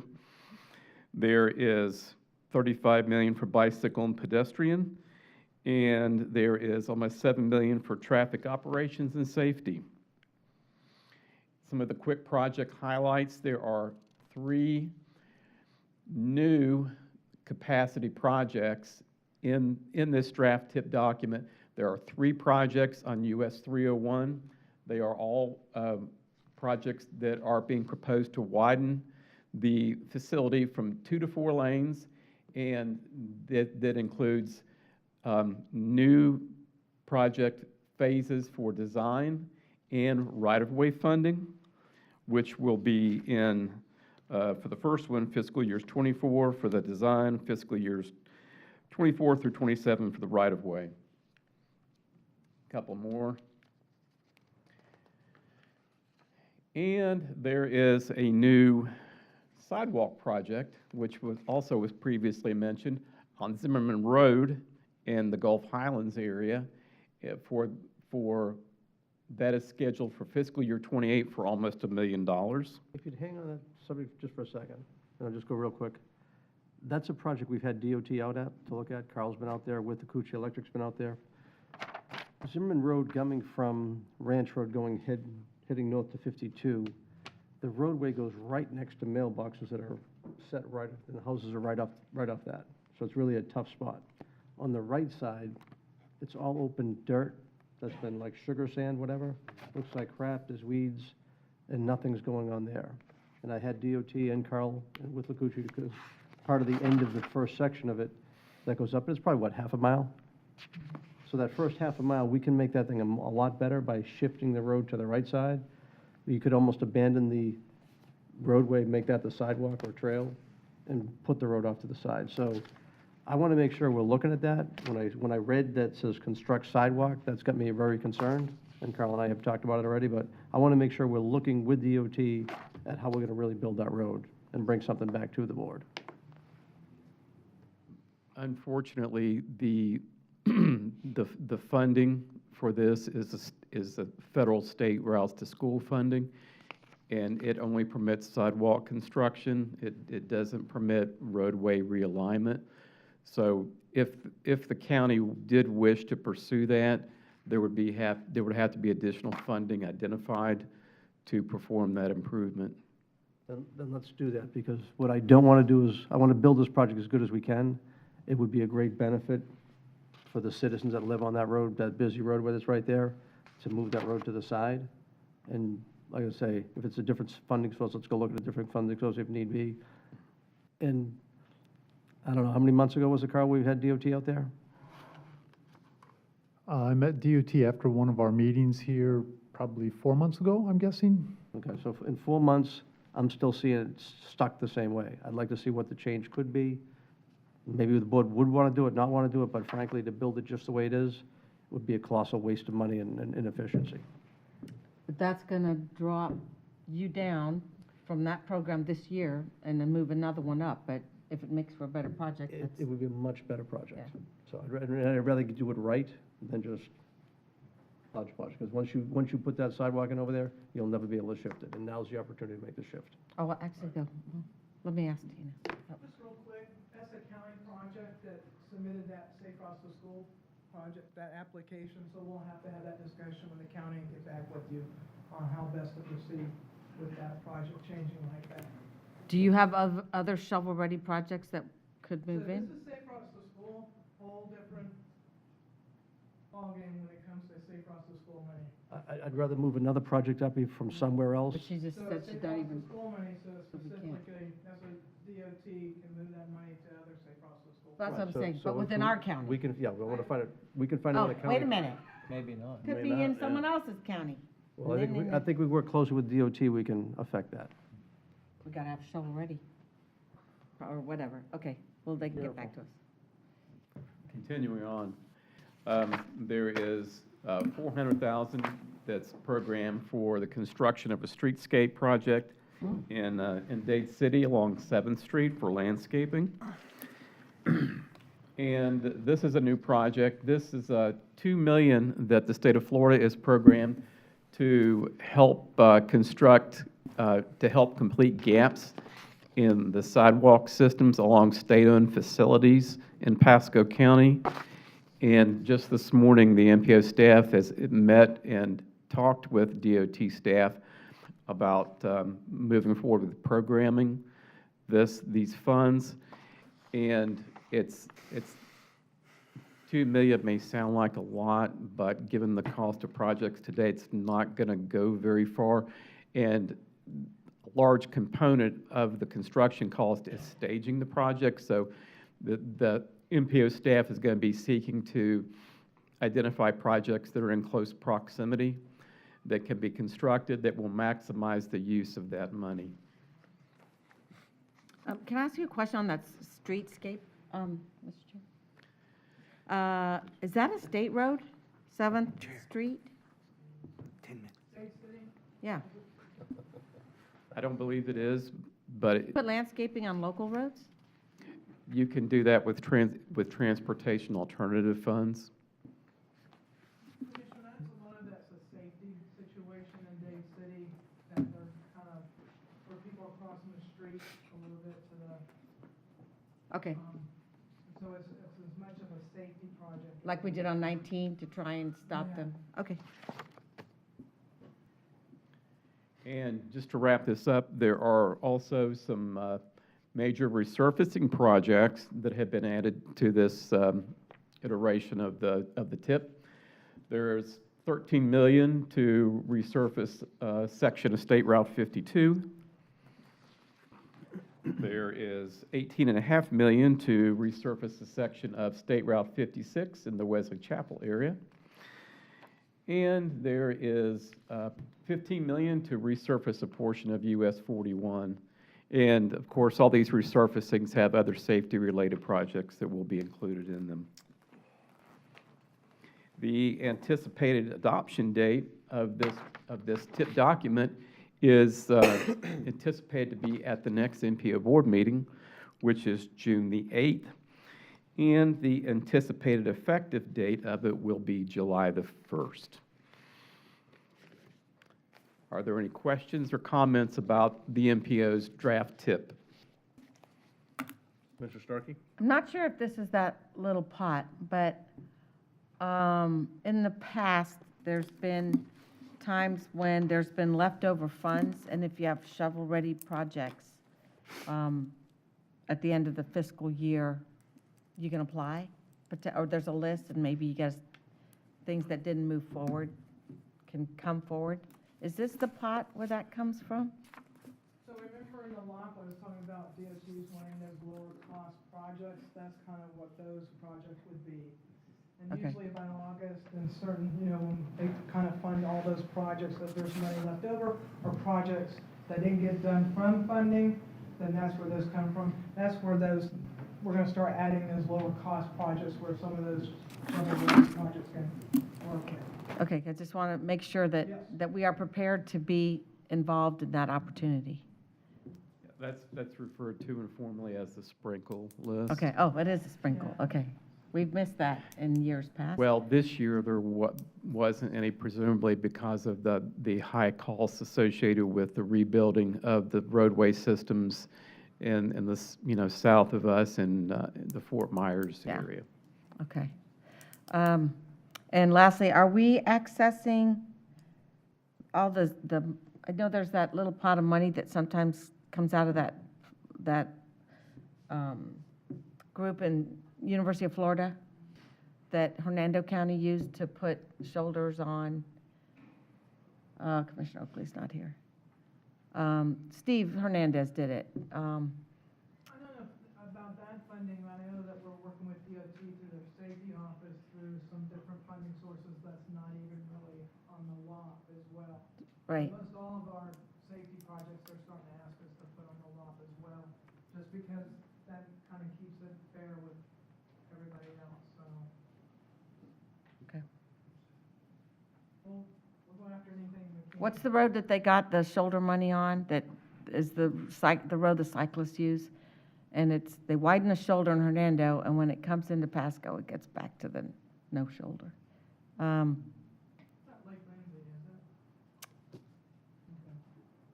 Okay, well, did Commissioner Oakley leave? He's booking coffees here. Okay, all right, it's not a big deal. Any other questions? Can I get a motion to approve? Move approval. Second. All in favor? Aye. Aye. Thank you.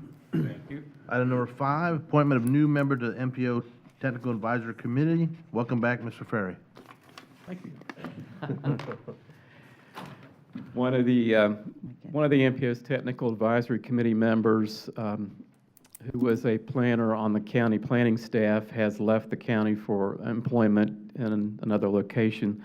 So we need to appoint another person to take her place.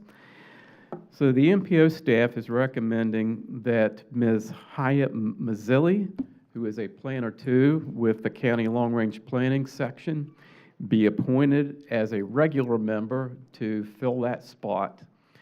Ms. Mazzilli was formerly employed with the Florida DOT and is very well versed in matters pertaining to the NPO, and the county recommends her appointment. Move approval? Second. All in favor? Aye. Thank you. All right, number 6, appointment of new alternate members to the MPO Technical Advisory Committee. Mr. Ferry. Thank you.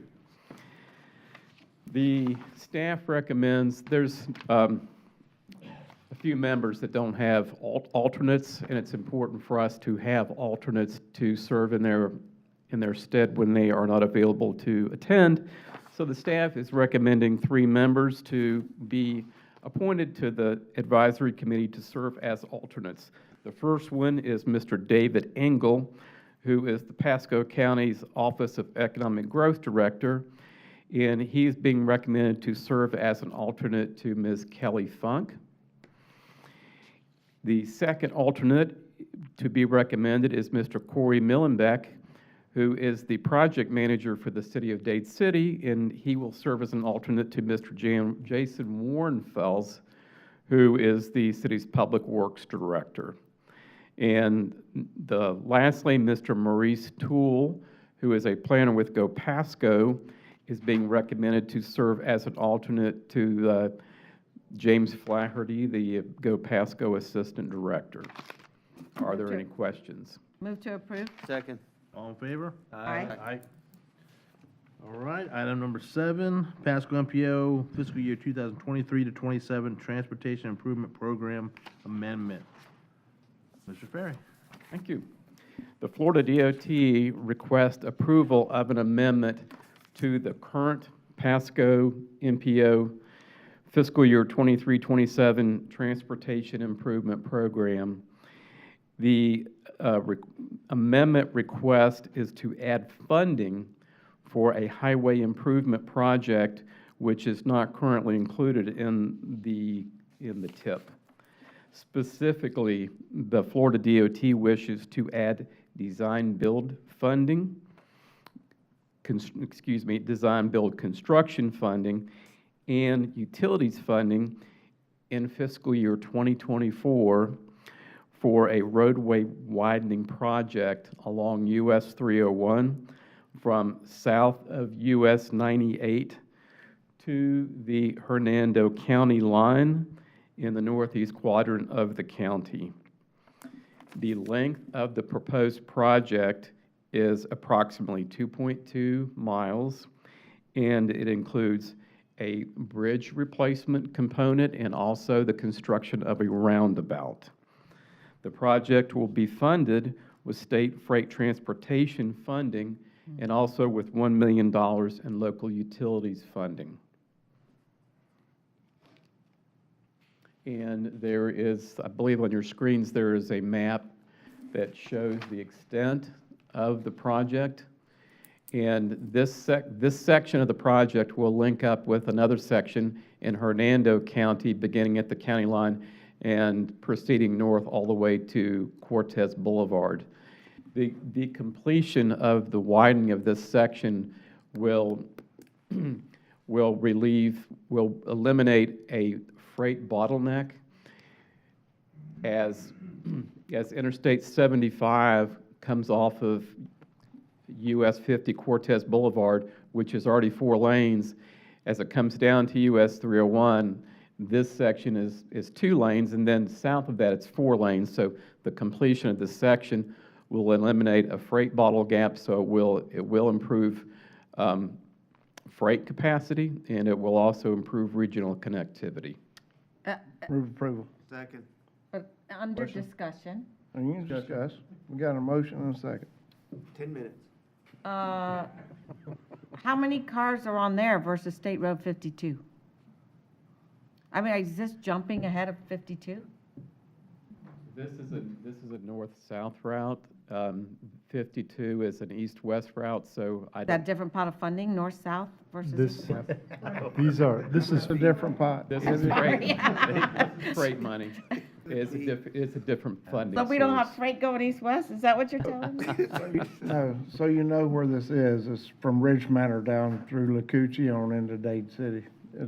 They're linking up that portion that's not 4-lane in there. I understand, because I drive Okay? 424 when I come to Dade City on our only second road that goes east-west. Yes? Commissioner, I do believe that DOT is focusing on US 301 across the entire state up through Stark, Florida. You may know it as a famous prison up there that housed some of our more notorious people, but they're trying to improve that entire facility. And so using the freight funds for that freight route. Well, is there a chance they'll find freight money for 52? They've got the money already. If I take pictures of the freight trucks on 52, can we? 52's funded, but it's on a time. It's being timed out, so. All right, We can whatever. certainly have that discussion with Call a motion?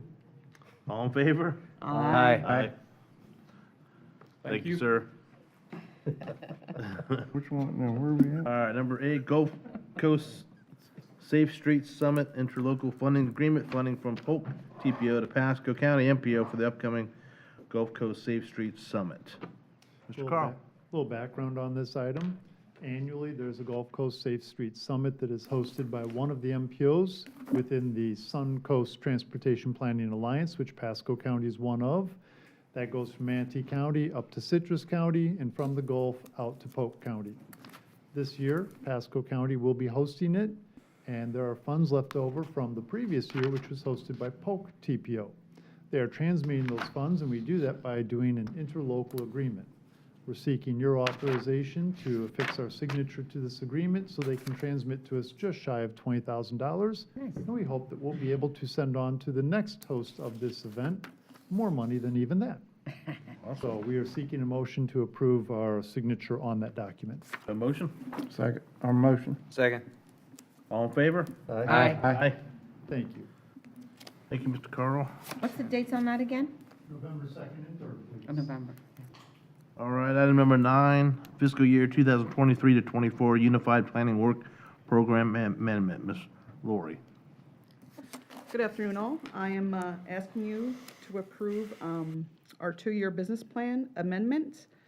One, we are pulling in the Go Pasco funds of about $545,000 to reflect partner projects.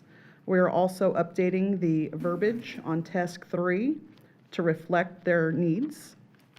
And I'm also asking to move my FTA grant, $118,000 from consultants to payroll.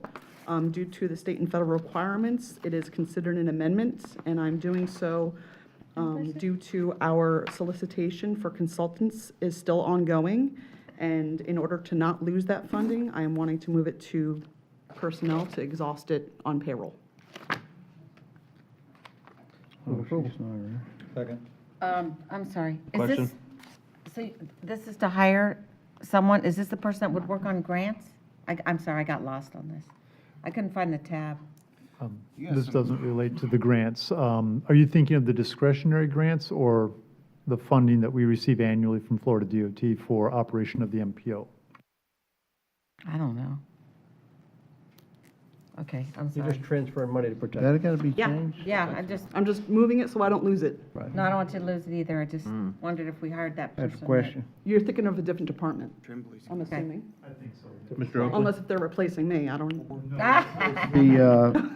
Is the letter that's behind that, What tab number is that that? item 10, Oh, it's got Mayor Hernandez, is that being changed? Got Christina Fitzpatrick, she's no longer here, Tremblay and Moore. and Yeah. more. I mean, you got names on there that's, and Fitzpatrick. yeah. At the time of adoption, those were the current members, and we're not adopting a new document. We're merely So it is this one. amending the current one. Okay, That's A that's new one will fine. be adopted next year. Right, all right. Thank you. Any more discussion? I All in move. favor? Aye. Thank you. I have the next one too. Yep. All right, you're up next again. All right, the next UPW one- amendment to budgetary ceiling. Yes, I am bringing in the previous UPWP closeout amount of $414,072 into our second year of this consolidated planning grant. Move to approve? Second. All in favor? Aye. Aye. Thank you. I did that one. All right, status reports and presentations. 14. We have 3 remaining presentations. These items are for information only, no action required. Number 2, US 19 Regional Rapid Transit Update. Mr. Carl. Thank you. I'm going to move rapidly through this agenda item, given the time that we are currently at. No pun I intended. don't want to, yes, no pun intended, but I don't want to have meeting burnout here. And so, T-BARTA conducted a study of regional rapid transit on US 19, and I'm giving you an overview of that. These are the project limits from State Route 52 all the way south into Pinellas County at their Gateway Intermodal Center. It was broken into 4 segments. The first 2 segments are within Pasco County. Segment 2 actually crosses into Pinellas. So these are the ones we want to focus on. Part of this evaluation process, there were 3 steps to it: evaluating the stations, and then the alignment, as well as a concept of operations and how would we do this and what would it cost. So we would look for activity centers, major existing stops, because we know we already have a market there for passengers, and then some proposed stops. And you can see all of them on the graphic on the right side. There were 44 proposed stops, which are too many, so they had to be filtered down. Ideally, you want to get down to 11 to 18 stations for this distance so that we can keep the rapid in the regional rapid transit. So moving this forward, we developed the alternatives and then evaluated ridership on those alternatives. We also wanted to look at this as a low investment alternative and a high investment alternative to see which one would be more effective per trip. So there were 6 alternatives that were developed, 3 for high investment, 3 for low investment. And this is on the south end at the Gateway Intermodal, just so you can see how it would tie into an area where there's a lot of people that use it as a destination. And then looking at the low investment and the high investment, which are the 2 columns here for each of the segments. You can see for our areas that using low investment on having the buses in mixed traffic, or on high investment, using the continuous right turn lane for the buses so they could bypass traffic, and then using queue jumping. So how would we provide this service? By using a 3-tier methodology, using a best, good, and poor for how we would go about this. And the Roosevelt Boulevard alignment was selected. That's down in Pinellas into the Gateway Intermodal Center. For the stations for Pasco County, they're shown on the left side for State Route 52, Gulfview Mall, Main Street, Moog Road, and Flora Avenue. You can see where they continue south into Pinellas County on that next column there, starting with Tarpon Avenue. And then the graphic on the right, of course, shows you where they're located. From there, we evaluated ridership that could be generated off of each of those so we could see what our cost per trip would potentially be and evaluate that cost effectiveness. Because FTA, when you go for New Starts grants, they don't want to see that cost too high. So Using the low investment alternative, segments 1 and 2 would be in mixed traffic, and assuming that the bus would have queue jumps, so it would move up to the front at a red light and then be able to go out in front of that platoon of cars, and that would speed the bus along. This is generally what it would look like, artist rendering. And then for segment 2, I'm going to move through segments 3 and 4 because they're in Pinellas. And if you'd like to look at them more in more detail, they're in your packet. For the high investment alternative, it was using those right turn lanes to go ahead and continuous right turn lanes along with the queue jumps. And this is generally what it would look like. This is the south end of Pasco County. And then segments 3 and 4 are in Pinellas counties. So operating assumptions, the main thing to take away is when the study was done on Interstate 275, this plan is consistent with the principles there. So there is a methodology to this. These are the technology recommendations for the queue jump locations. You can see those in Pasco County on the left side. There's a number of them. That would greatly speed that reliability of the bus. So some of the alternatives, you can see there's a single route here with the northern terminus at 52, another single route as we go south. So moving forward, this is where the meat and potatoes are now.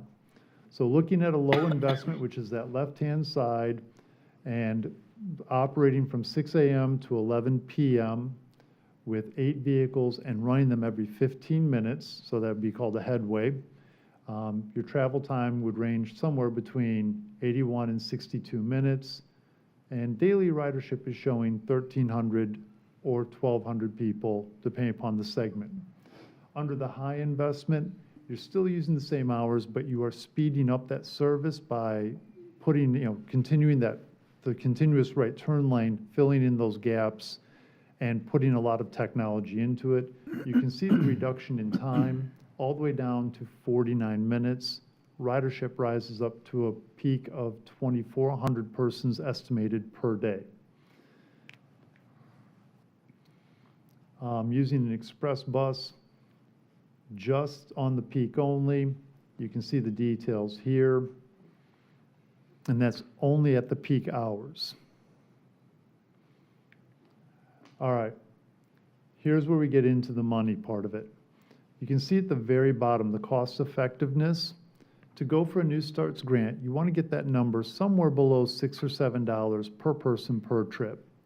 You can see that the investments on the left, the low investment, you're running $12 a trip. The high investment is running $10 and $8 a trip. The express bus is keeping those prices rather low. And that may be our foot in the door, if you will, to start a service. And as people begin to use it, it could be expanded in the future.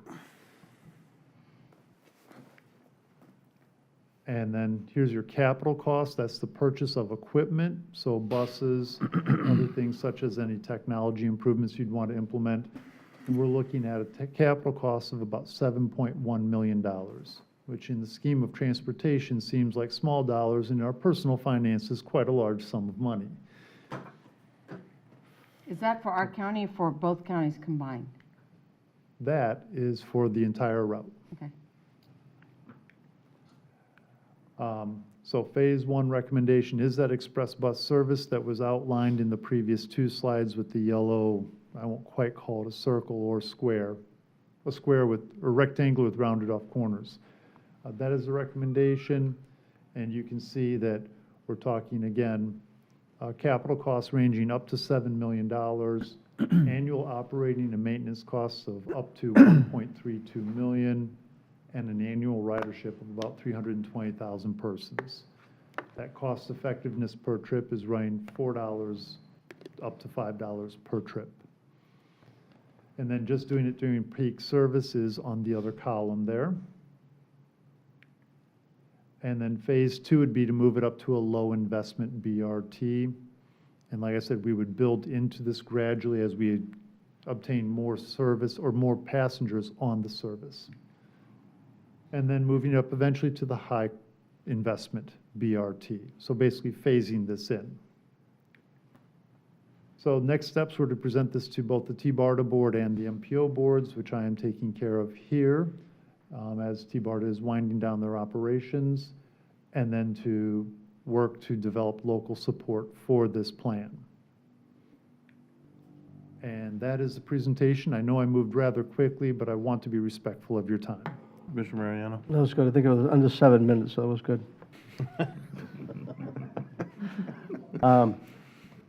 Your final stop there, how close is that getting to the Rays Stadium? I don't know my geography down there well enough to That was tell at the you. airport, right? It's at the Bader just Motor one past the Center is airport, I think. Still further over from the airport. It would tie into other bus services, Yeah. you know, from there, that could then take you out to a number of locations within the Tampa Bay region, specifically in Pinellas and Hillsborough counties. But if I've got a high-activity center there, that Mhm. little extra might be worth it.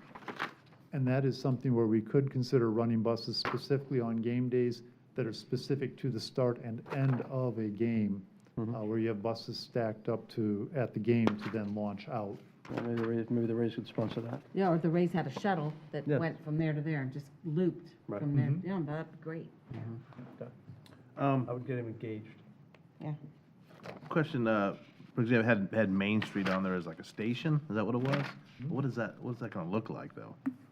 That would have to be designed to fit the environment and take a look at, you know, it may have to be a bit off of Main Street, but that was considered an activity center that would be a good location Okay, to then pick up riders, to then transport both north and south. okay. On, same line of questioning, on the stop at the Gulfview Mall as opposed to the Port Richey waterfront area. Yeah. Oh, The- the on the- logic on- as to why? Yeah, why the mall, I guess, not a lot going on there obviously now, but, I think there is a general conceptual idea that that will be redeveloped and it will become a major activity center, and therefore it would generate a lot of origin and destination traffic for service. because that's what we're developing, that waterfront there as well, so Okay. I don't know if it, And it could be that there would be another stop included for that waterfront area. yeah, that's, I guess what I'm worried about, yeah. Thank you. You're very welcome. One last Discussion? Just one last comment, if I could. The State Road 52 intersection, I think it'd be a great spot for it, coming up. There's a lot of vacant land that's there right now. There's been a lot of activity about apartments coming, whatever. What you might be able to do if you reach out to those guys early, you might be able to get it early enough, since the people that live in the apartments might really love the connection. It might help the property go and design at the same time. Very good, thank you. So, because this is regional, it's got more than one county, we can apply for, is it build? There's probably a number of opportunities, some that are state-specific, as well as some of the federal discretionary grants. I think it's a great place to start. Yeah, very good. Thank you. Thank you. Anyone else? We can't talk about this tomorrow, right? What is tomorrow, I'm sorry? Oh, we have the commissioners of Pinellas, Pasco, and Hillsborough meeting at the airport, and I'm told we can't say the word transportation. I don't know, we have rules like that. That's what I heard. that We'll one find county out won't tomorrow. That's the first participate ever meeting. If That's they a say the public word announcement, so- transportation. But I mean, I plan to talk about transportation and water. I know it's not on the agenda. I asked to be on the agenda, but why would we all get together and not talk about those two because they subjects? wouldn't participate if we did. Well, The big H. wanna walk away. Any other Tampa Bay Water questions? take care of the water part. With you? All right. Thank you. Thank you, Mr. Carl. All right, Orange Belt Trail Study Alignment Workshop Update, Ms. Russo. 37 miles in 10 minutes, right? So this is just an overview. This is a project management project. I wanted to give you an overview because there was 2 public meetings in December, 2 public meetings in April, and the biggest part is we've had an in-depth conversation with our CAC committee and our BPAC on this alignment part of it, which comments were given. So I just wanted to give a brief overview. The consultant and project management probably in the next couple of months, about July or so, will be bringing a real informal conversation to you guys, presentation about this as well. And I'm sure Sam and the groups talked to probably several of you Yeah. already, but I just wanted, there's a lot of conversation. I wanted to spend a lot of time with PPAC about these alignments. Again, these guys have waited years to provide these comments, so we spent a good hour plus on this map and making sure they could provide the comments they need. So again, the orange belt is from the southwest corner of Pasco County to the northeast corner. I'm just going to go through. That rail line is what is the Pinellas Trail's on and what the Coast to Coast is on. And that line's been on Pasco Mapper for quite a few years. And now we're just finally get this to study it. Nope, we're good. So the big question that was brought to the alignment study that was in the west part of the county and Land O'Lakes and in Dade City as well back in April was these certain areas that we want to kind of fine tune the alignment. Now just remember that was an old rail corridor. A lot of it's in private ownership when it gets east of 75. Some of it's still, a lot of it's Tampa Bay water when we get west of 75 all the way into Little and that Trinity, which some of that Sun Trail money is going to do that first segment as well. But these areas are where some of the study where the alignment was kind of going to be tweaked. Let me see what we got here. So the workshop in April, China just gave everybody an overview of what's happened since December, November, when this route study started to this point. So that first meeting in December kind of honed in on what people want that trail to look like. Gave it a brief overview of the location, the public meeting schedule, but there was at least 150 people that came to those first meetings in December. Again, they were on the west side and the east side. Also, hundreds of comments have come in on the website. If you haven't visited the website, it provides people all the opportunity to provide comments on the website as well. So a lot of outreach and engagement, not only through public meetings, but through social media. So that's that line, that's the old railroad corridor that's been on Pasco Mapper for several years. That's the old railroad corridor. It's been there for a while. So that's where the line started. And like we said, a lot of that property is private property from east of 75. But we know we want to connect the Starkey Gap to kind of with the Coochie is what we're looking at, with the Coochie extension already in design and future construction. This is what the area has kind of looked like since Like a golf club. Since the meetings have started. So, and again, when it comes to, and I've built some trails, when it comes to building a 37-mile trail, you have to connect the dots at the end of the day. So you want to build pieces that you can connect to and not leave gaps, which we all know is a bigger problem after the fact. So that corridor came, as you see, further east, got a little bit wider. So that's where we went to the public and got some input on where do we go from here? Where do we want it? Where do we don't want it? It's getting both those sides as well. So that did it, and that's where we started looking at these corridors a little bit different. A lot of these corridors and alignments that were asked from the public looks at different things. How do you want to cross the road? Where do you want trailheads? I'd also do you want to go through San Antonio? What does that look like? So you're trying to, I call it reverse psychology in some ways, trying to figure out what people want and they don't want as well. So that's what this deal. We found out people wanted a paved trail and they wanted it kind of in the woods, kind of separated from everything. Again, it's that safety part of being separated from traffic as well. And that's what some of those meetings talked about. So we got a good idea what people want and what they don't want. Another thing is they wanted something that, again, got them away from traffic. Now, that might not happen in some areas, but if we can do that in certain areas, we can do that. So we talked about different trails. Now, the wider the right-of-way, the harder it is to build it as well.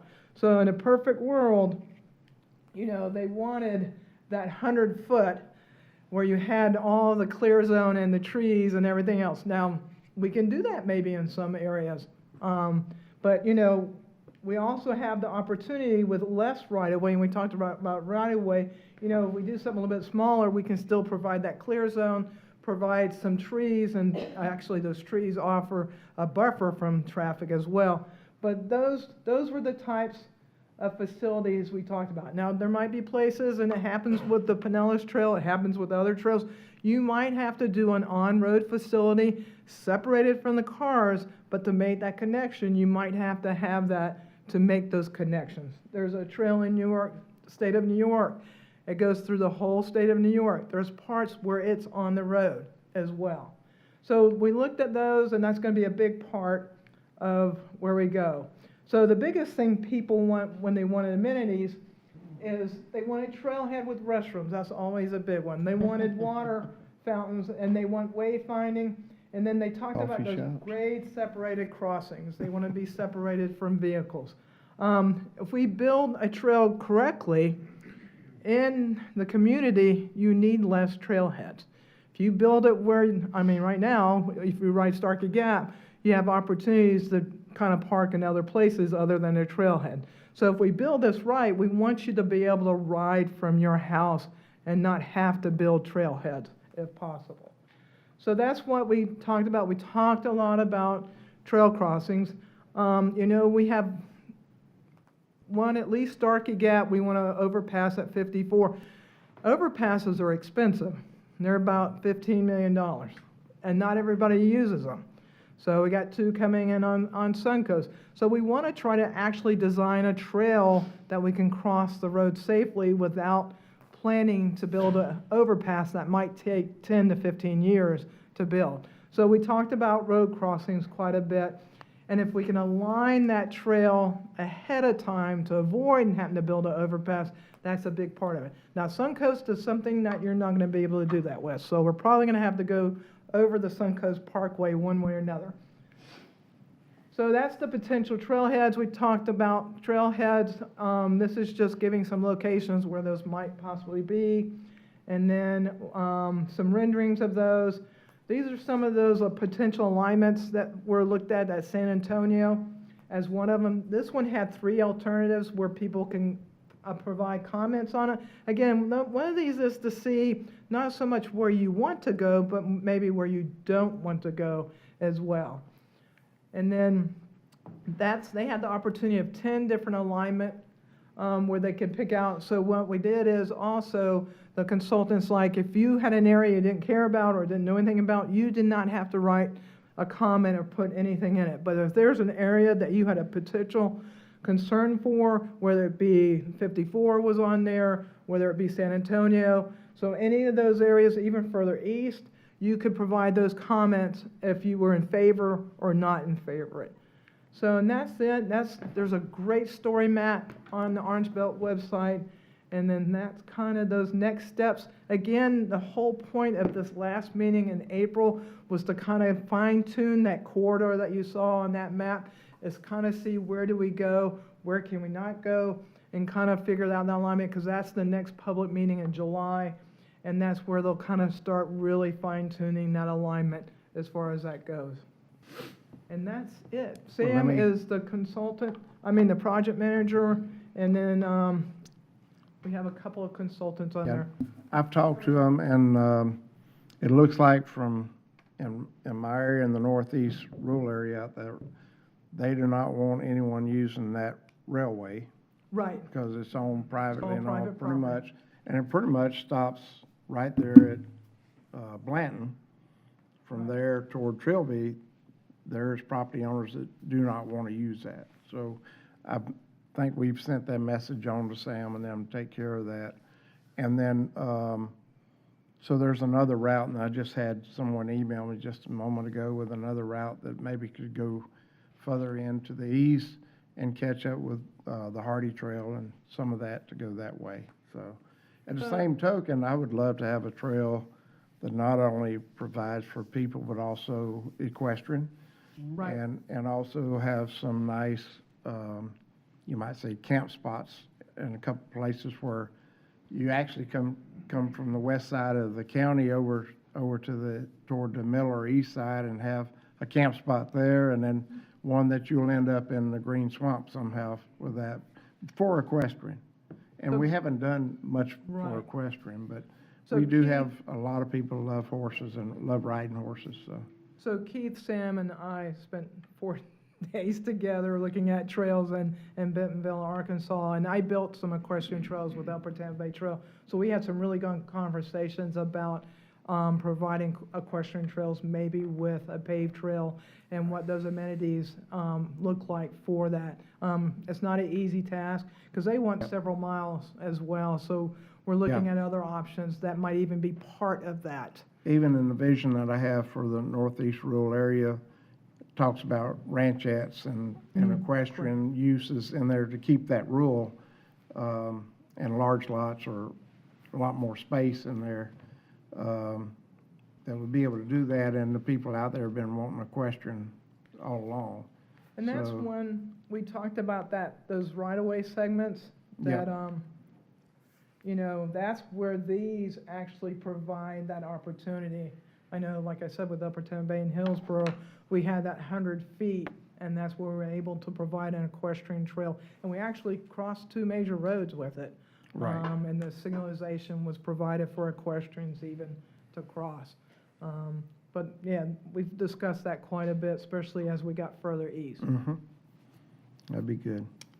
Tina, so a group of us just went to Bentonville, and you say, where the heck is Bentonville? Northern Arkansas. It's famous for Walmart, the international headquarters of Walmart. I didn't really take any good pictures of the trails, but I can tell you, it's a city where they couldn't get any talent to move to, because what's there to do in Bentonville? And we're gonna make a report to give to everybody, and we should give it to the BPAC as well. But their economic driver for bringing in workforce was trails, and they killed it. It was fascinating. So they built 2 miles of trails. Did they say a day or a week?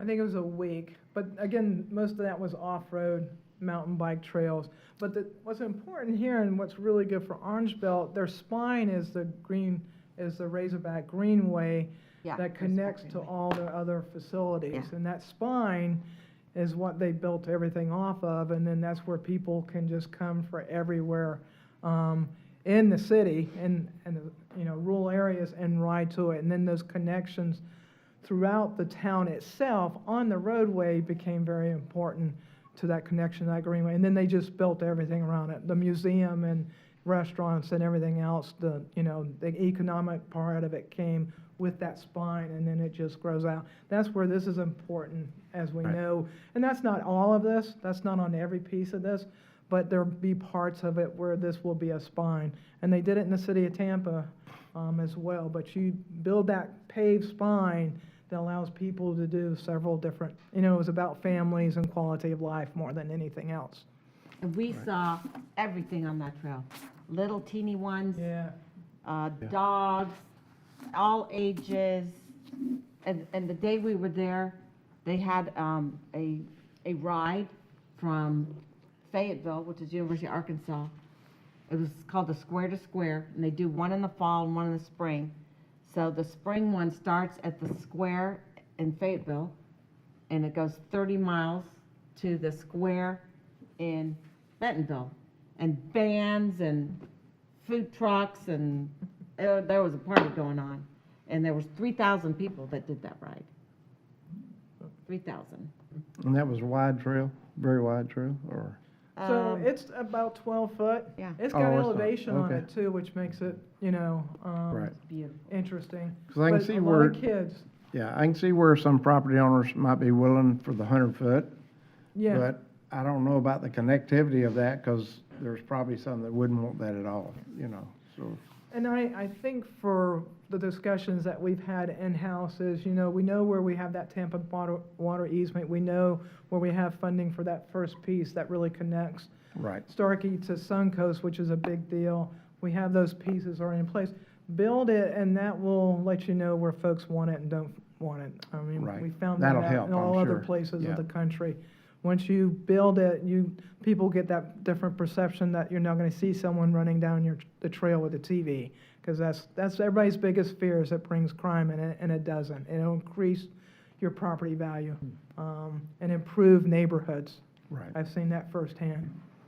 Yeah, they had great statistics on radius of proximity to a trail, how it increases your property values.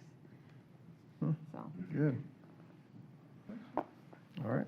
More questions? Thank you. All right, number 4, development surrounding US 301 and Zephyr Hills. Mr. Carl.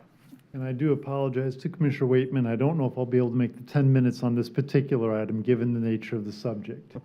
Thank you for getting the map up. So the intersection of US 301 and State Route 56 experiences a great deal of congestion, particularly during the morning and afternoon commutes. As we all know, there's a great deal of development going in. On your screen is shown a graphic of all the different developments that are planned in this area, including the number of housing units, the commercial square footage, retail square footage, so forth. And as you can see, there's a great deal of development coming into this area, which will only then compound the congestion that's experienced at this intersection. And so this is bringing this issue to you.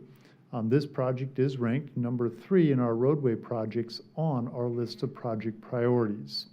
The first one is US 41 and 54, which we all know that intersection is well known for its congestion. Then the paired one-ways, 301 in Zephyr Hills, and then this project. The original projections in the long-range plan showed this having some lower levels of congestion than we're currently experiencing. However, I will point out, Pasco County is probably growing faster than ever anticipated. Pasco County is the 5th fastest growing county in the nation.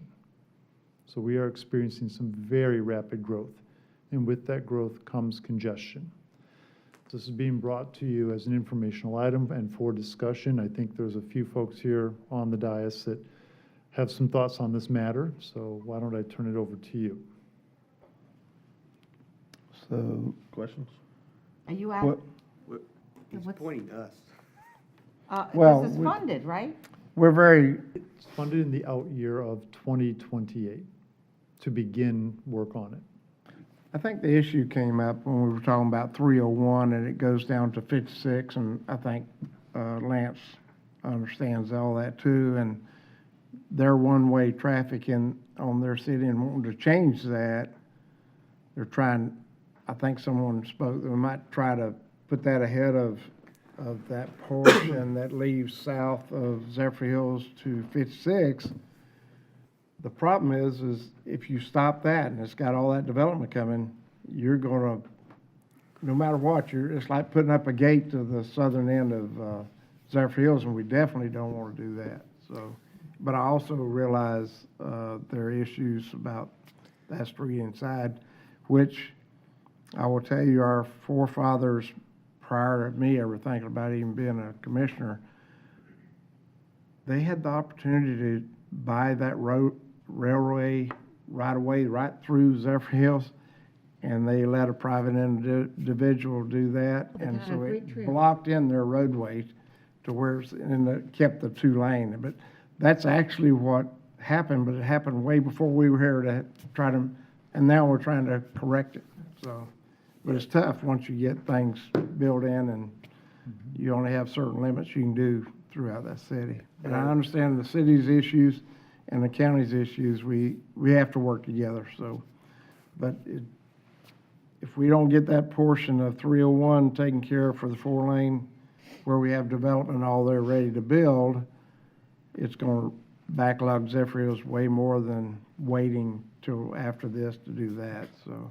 And I'm for them, I understand what they're going through. To piggyback on Commissioner Oakley, as folks are traveling east from East Wesley Chapel, and they're taking 56, and they're taking 301 down to Tampa, and the ways that it go, people are blocked off, and if we don't figure out how to open this section of road up, folks aren't going to be able to come in and out of southern Zephyr Hills in a smooth way. And when you look at it from an economic development standpoint, you certainly don't want to frustrate all the new potential customers and people to come up the few miles it is from this section Wesley Chapel and coming east the way through to come up the Zephyr Hills and see what they have going on and to be able to flow in and out of the city smoothly and safely and then, go to work if they're going south. Because there's a whole, I view this project here as a whole new shot in the arm to the city if folks can get from their area and go north and south, and instead of just going, then going west, and then they're coming into the Wesley Chapel area. It kind of gives a customer base, this customer in this area, a broader shopping network, if you will. So, obviously here to support the city and what they think and try to make this whole area flow together in the best way that it can. I had one more statement before Lance goes, and then he can figure it all out for us, so. But the other part of that is my druthers would be, and I've expressed this to FDOT for a while back and still stick with it, is I wanted 56 to cross over 301, not turn back up 301, causing it to be more jammed up with traffic to go on, what's the road? 39? Buckman. Well, Buckman or any of those roads back Chancey. that way. Chancey Road. If you run it back up there, instead of letting it cross 301, go down through Crystal Springs and cross over 39, let it come out about where Chancey. the airport is at, on Chancey, you will not only help the traffic and the use of being in the southern part of Zephyr Hills, you'll also help many people in the Crystal Springs area, because that road going across and building that 56 over to past 39 and all, there'll be a lot of stormwater issues that will be taken care of because of the road. Well, that area of Crystal Springs and all has a lot, because that's the headwaters, I guess you talk of Hillsborough River. And the fact of it is, if you don't do it that way, you leave a lot of flooding and a lot of stormwater issues with that community in Crystal Springs. And by putting it through there and taking care of that, you help a lot of people that have flood issues now that the county's faced with helping them. And we do. Every time there's a big rain events or whatever, we have to go out there because roads are washed away and things of that nature. That road being connected that way rather than going up 301 and back over to Chancey and doing it that way, you've already got Chancey. Just adding another roadway would help separate that traffic and make it flow better. That's been my thought for a long time about 56 crossing, going through Crystal Springs and back toward the airport. And it moves traffic around that area. And also, it'll pick up areas for economic use in the marketplace right there in the southern part of Zephyr Hills, which is pretty good, I think. Okay, I'll give it to you. That's all right, thank you. And when you do look at this, it is pretty staggering to see the number of units that are going to be put in there. And the other thing, the speed at which these projects go up is tremendous right now. They'll run in there with 200 or 300 at a time. So, and it's glad that the city and the county and the state decided to go ahead and put the extra set of lanes on 56 when we did. You know, there was a time when it was only talked about being 2-lane. I know Commissioner Mariano remembers that. But right now it is, we have just, even now without these projects, there's tremendous backups on these roads. And, you know, we looked at the plan we just were looking at says that we wouldn't start 28, 29 on any of these at all. So what I would like to do is something like we did on 41 and 54, was to look at some interim solutions that we could do quicker than 7 or 8 years out. Because Longer turn lanes? longer turn lanes, anything, or just study those areas to see what we could do quicker. Because right now, the traffic backs up coming into Zephyr Hills on 301 all the way to the river in the evenings. Going out in the morning, it's, you know, it's 30 minutes to get through the cycle of lights. So it's a bad stretch, and we know it.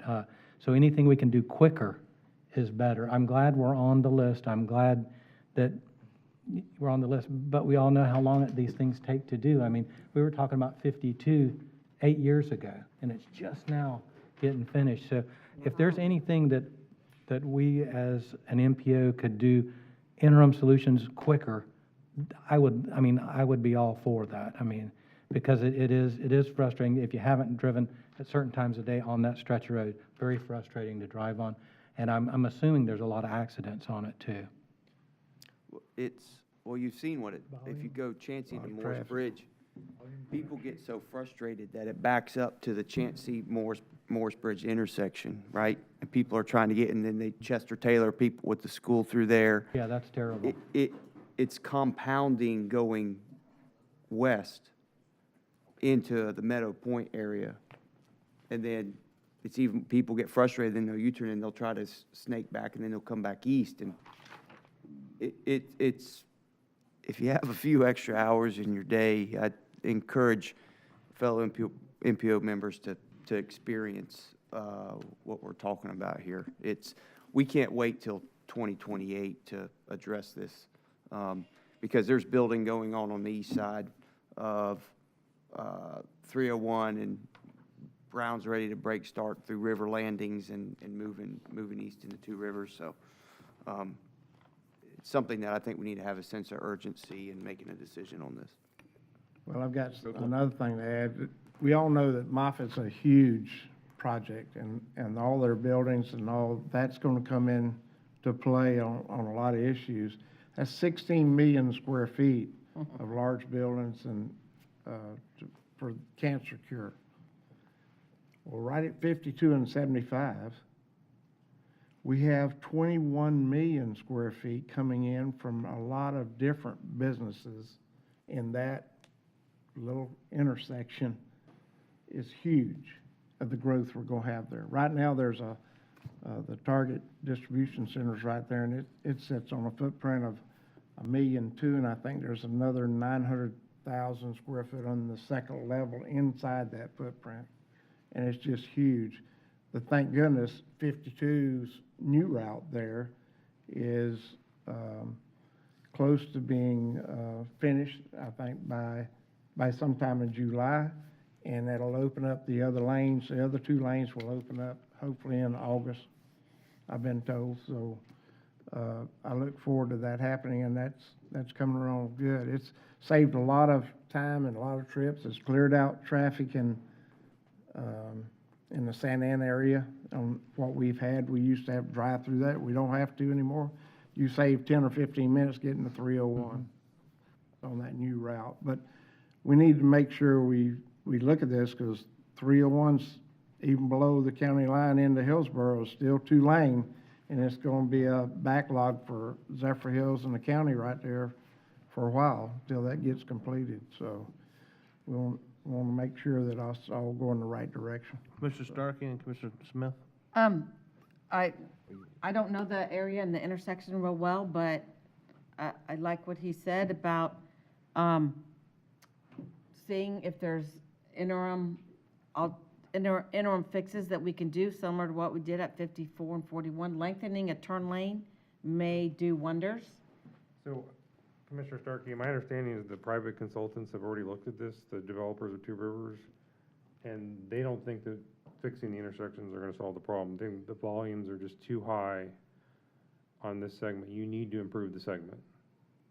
Yeah.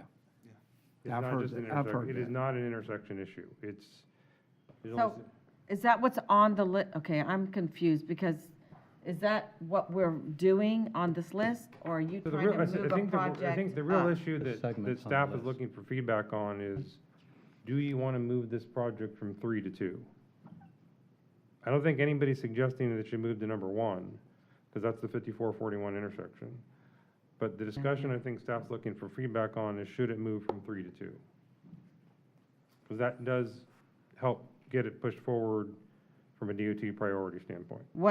And since trails are a different pot of money, which ones are you talking about swapping? So currently on the list, roadway projects, the first priority is 4154 Well, that's intersection. the most important one in the county, yeah. And then the second one is the paired 301 facilities through Zephyr Hills.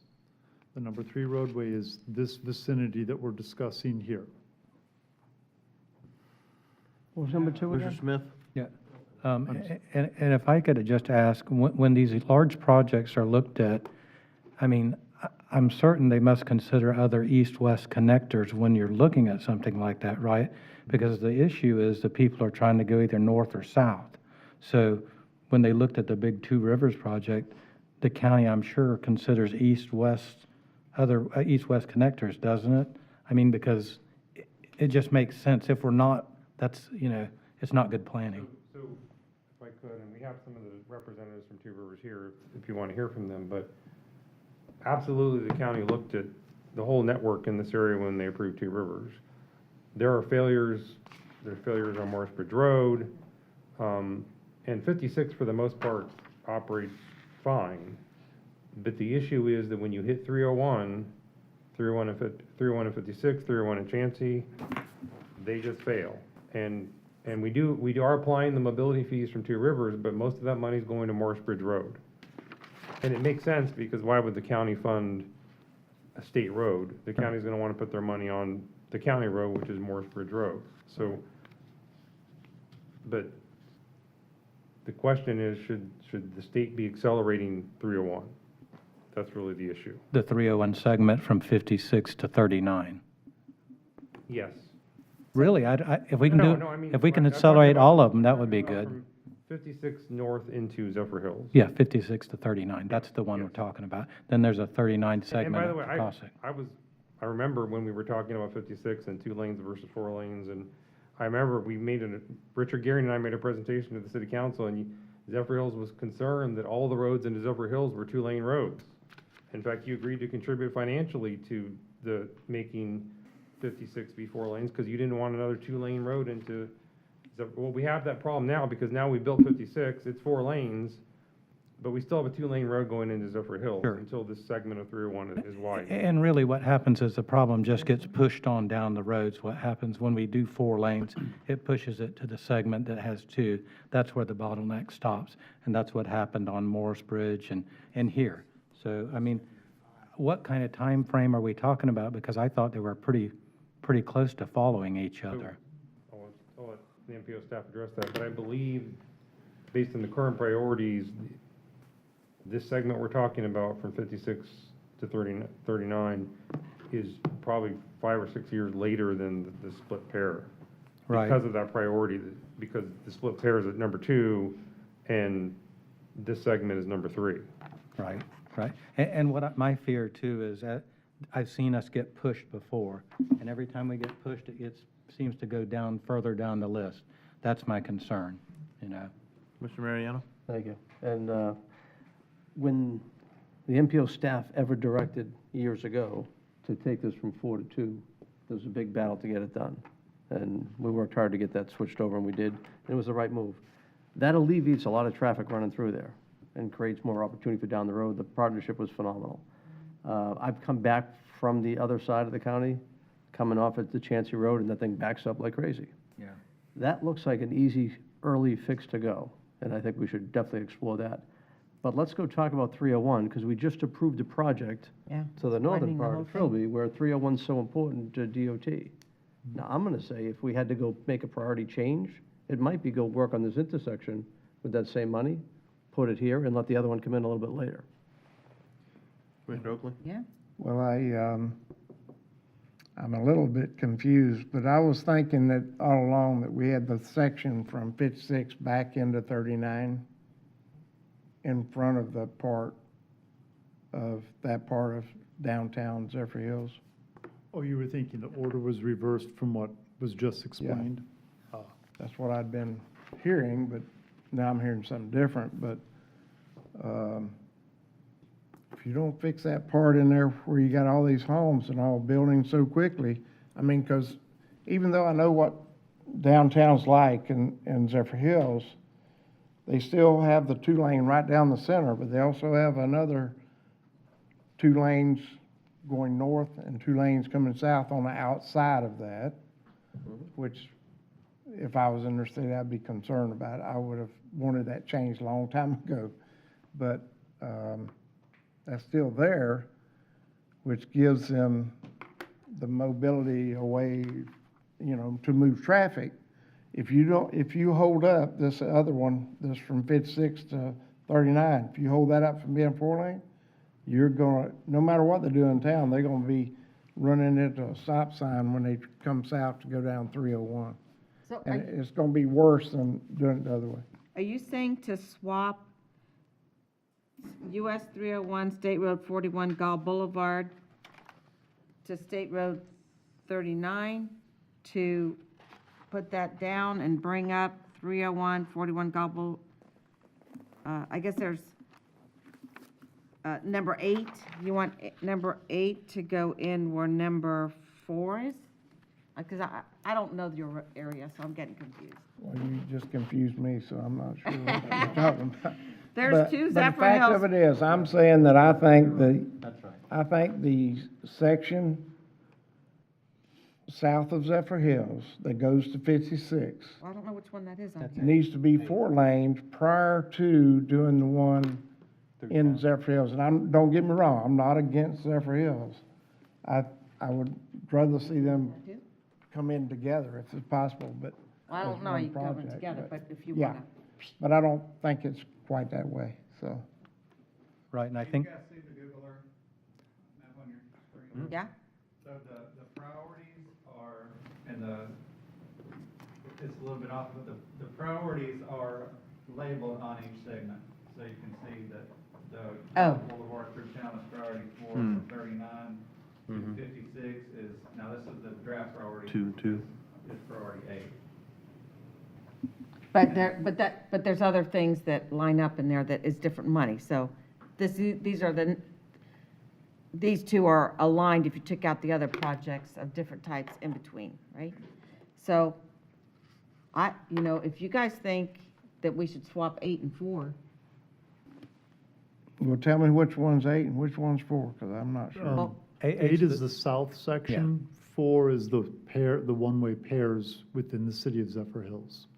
Well, I think they ought to be swapped. My personal opinion, that's yeah, all. and again, I mean. I think it helps both, but From a traffic standpoint, I think that is a greater priority. My concern is pushing the one-way pairs. They get pushed, they've been pushed and pushed and pushed and pushed, and every time, they never come to fruition. That's my only concern, because it gives another chance I for understand that. for 5 or 6 years, another project could surface, and next thing we know, we're back down another 2 or 3 spots. That's my concern. Now, and if the Two Rivers people are saying that turn lanes won't help, I'm not sure about that. I'm not a traffic engineer. are they Well, here? you got more traffic than the 2-lane will take. So a turn lane is Well, not gonna help that. And it wouldn't help them. That's heavy. And if it's all going, and I guess it depends on which way the traffic from there is going. If it's headed to Tampa, it's still going to be on 2 lanes after we improve this Oh, segment. and after that, yeah. So I don't know which way the traffic is headed, either north or south. So I guess that matters. Commissioner Mariano? Just a quick thing. Councilman Smith, you're starting to sound like a West Side commissioner. Yeah, he should, I think that West Side Commissioner needs to stay on the East west side, side. west side, right? My opinion. Can we hear from? So we have with us today a Those individual vowels. representing Two Rivers and a familiar face to many of you, a former MPO staff member. Yes. So, Ali? Okay. Thank you. Thank you. Ali Atefi with Links and Associates, 5023 Laurel Street, Tampa, Florida. So yes, when we did the study for Two Rivers, what we find that the demand, actually today, demand on 301 is about 18,000 cars a day. So when you add all these developments, you get to a point where the intersection improvement not gonna help it. A good example actually is alternate US 19 where it connects to 19. You got triple lefts making a turn onto US 19, but the traffic backs up in the evening for about a mile because of demand, because people cannot get into the turn lanes. So that's what's going to happen. If you don't fix it, and by the time you get into design and want to deal with the intersection improvement and all that, you're gonna get, the traffic gonna get worse and worse. And you get to a point where, you know, you might as well the 4-lane the whole road. And one more thing I want to mention is that, Can I stop you on just that point, though? Just on one focus. You got alternate 19 coming up to go to 19, 3 lanes. The reason it backs up for a mile is you don't have 3 lanes to go accommodate the 3 lanes going in. You could improve the intersection more if you went further down. Maybe you go down a half a mile. Now you'd have room for them all to get in there, and you could time them all to get out. So and it's how not. it's far you the- gonna, well, and how far it- you gonna extend the It could, 3 well, it could be half, lanes? it could You be might half a as well. mile. It could only be a third of a mile. If you're saying it's a mile backwards, break it up to thirds, you get multiple lanes coming out, you can make the turn. So you can improve it by improving the intersection. You can, it just, you know, how much, by the time you get to it, you don't know how effective going to be. That's the point. Also, when you talk about 56 from the 301 from 56 to 39, you may want to keep saying south of 56. Because a lot of time we make a mistake, we improve up to 56, and then south of it, then it backs up there. Oh, So yeah, you it'll may back want to up there. go, you know, always talk about south of 56 to 39. Well,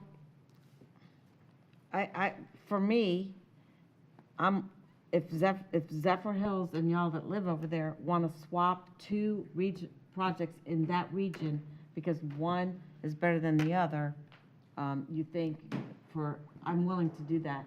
Right. Playing with the list and start arguing the merits of every single project on here, I don't want to do that. Right. But Well, I'll swap those 2 for now. Here's the issue, is 4 lanes is 4 lanes, but you got part of south, that part I'm talking about down to 56 being 2 lanes with all the developments on the side of that, adding cars. It needs to be 4 laned, and when it gets up toward Chancey and all, it can move to the right or left. When it goes through the city, now, you still basically have, well, you actually have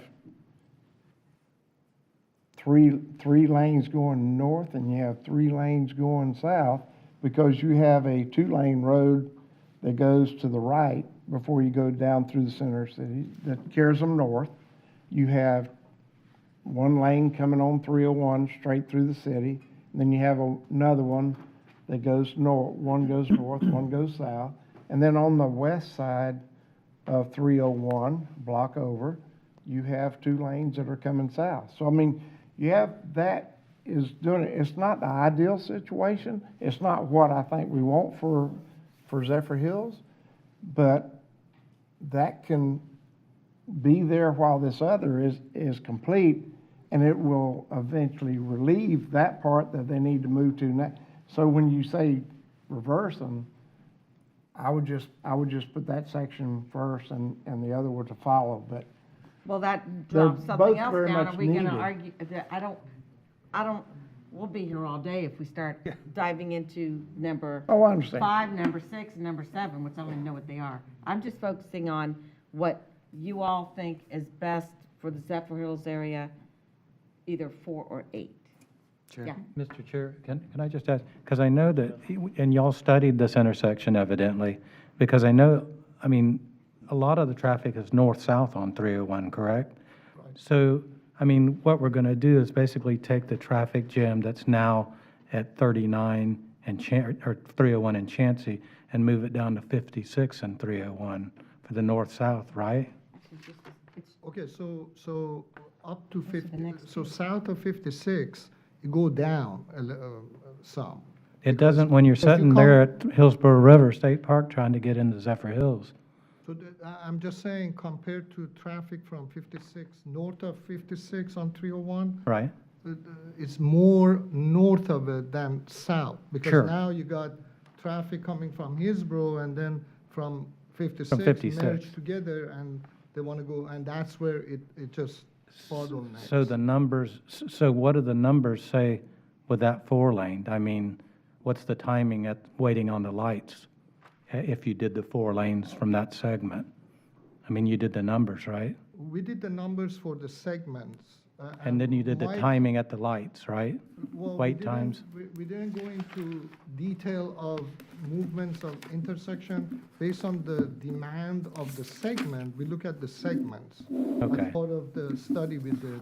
And it's just based on how much traffic you're dealing with, because you get to so much demand that all of a sudden your intersection improvement, putting turn lanes, it's not gonna work. In other words, You might as well just. that's not enough. Right, It exactly. takes too long to do it, and it's just not enough. And let me ask another question now. On the county, when they look at a project like this, they look at the existing roadways, right, before doing any entitlements? Their concurrency?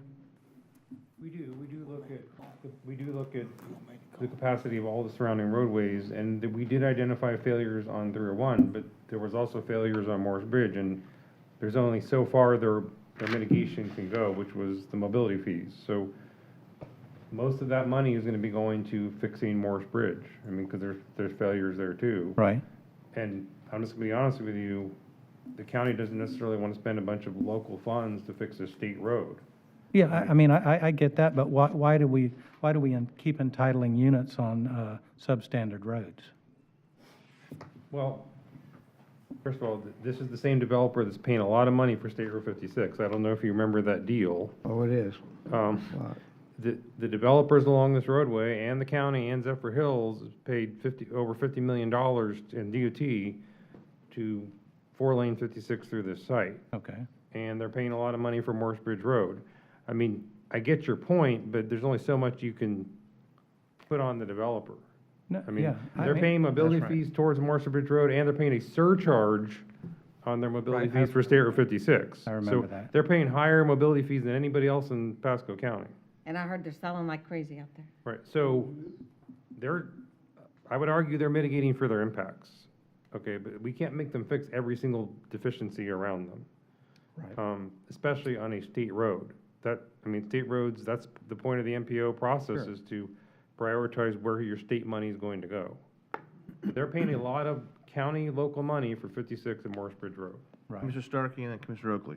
You know, when I look here, and look at those two projects, they are the projects that follow each other. So it's just doing They one just before need the switch. other. And I'd like to make a motion Yeah. that we swap the two projects, and I will do in my every effort to push the part in the city as hard as I can to get them some kind of funds or somewhere Second, that we can get that help, so. second.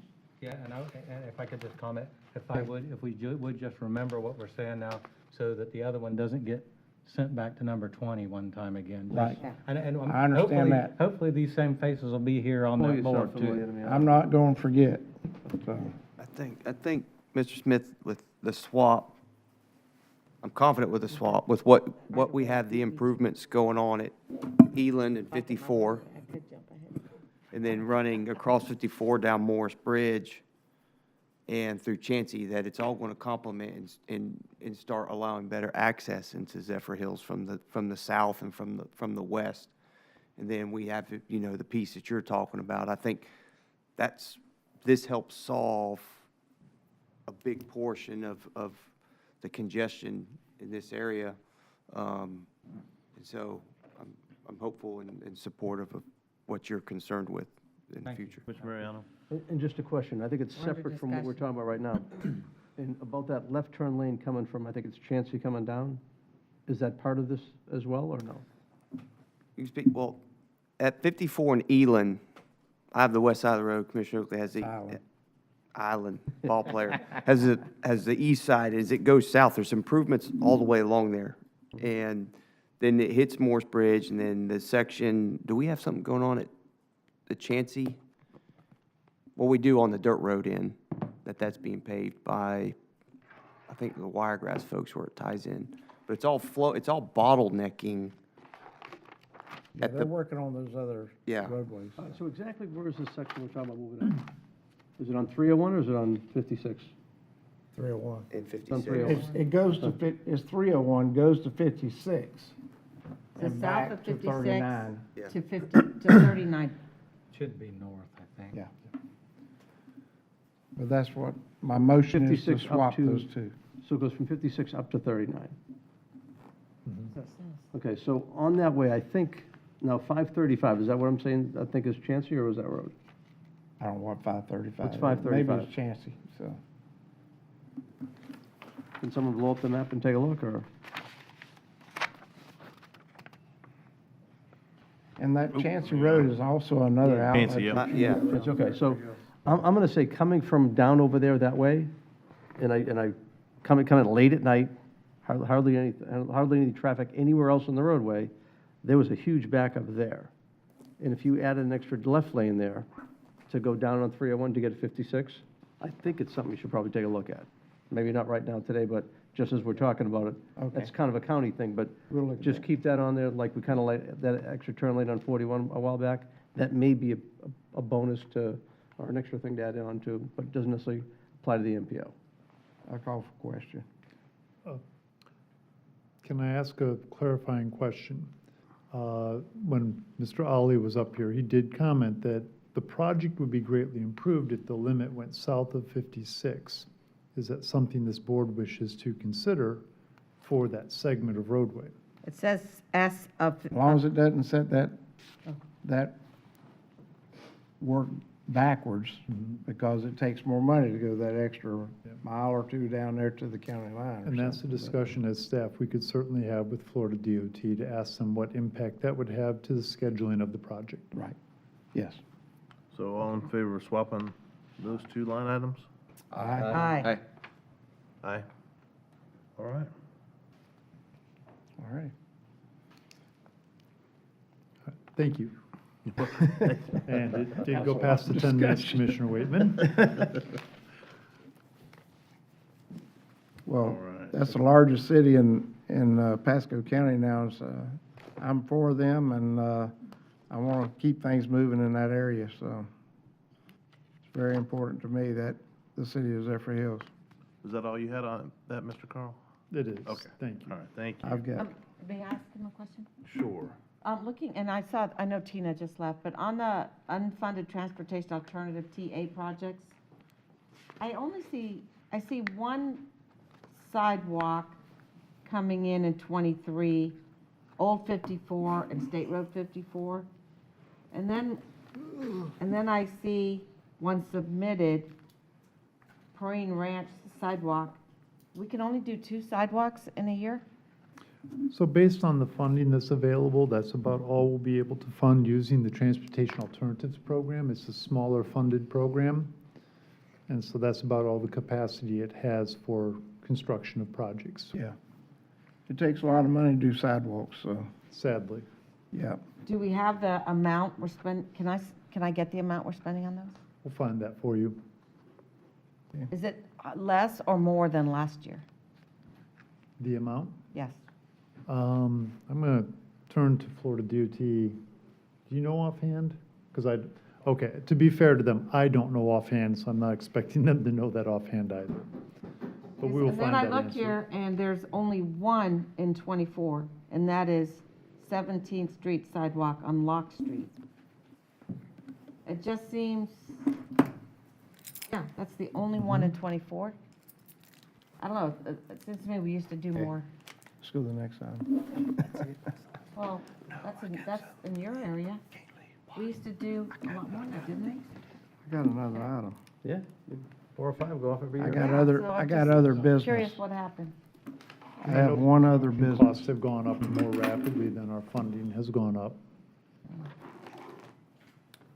All It's not the right. kind of news I want to bring you. I will tell you that. All right, thank you.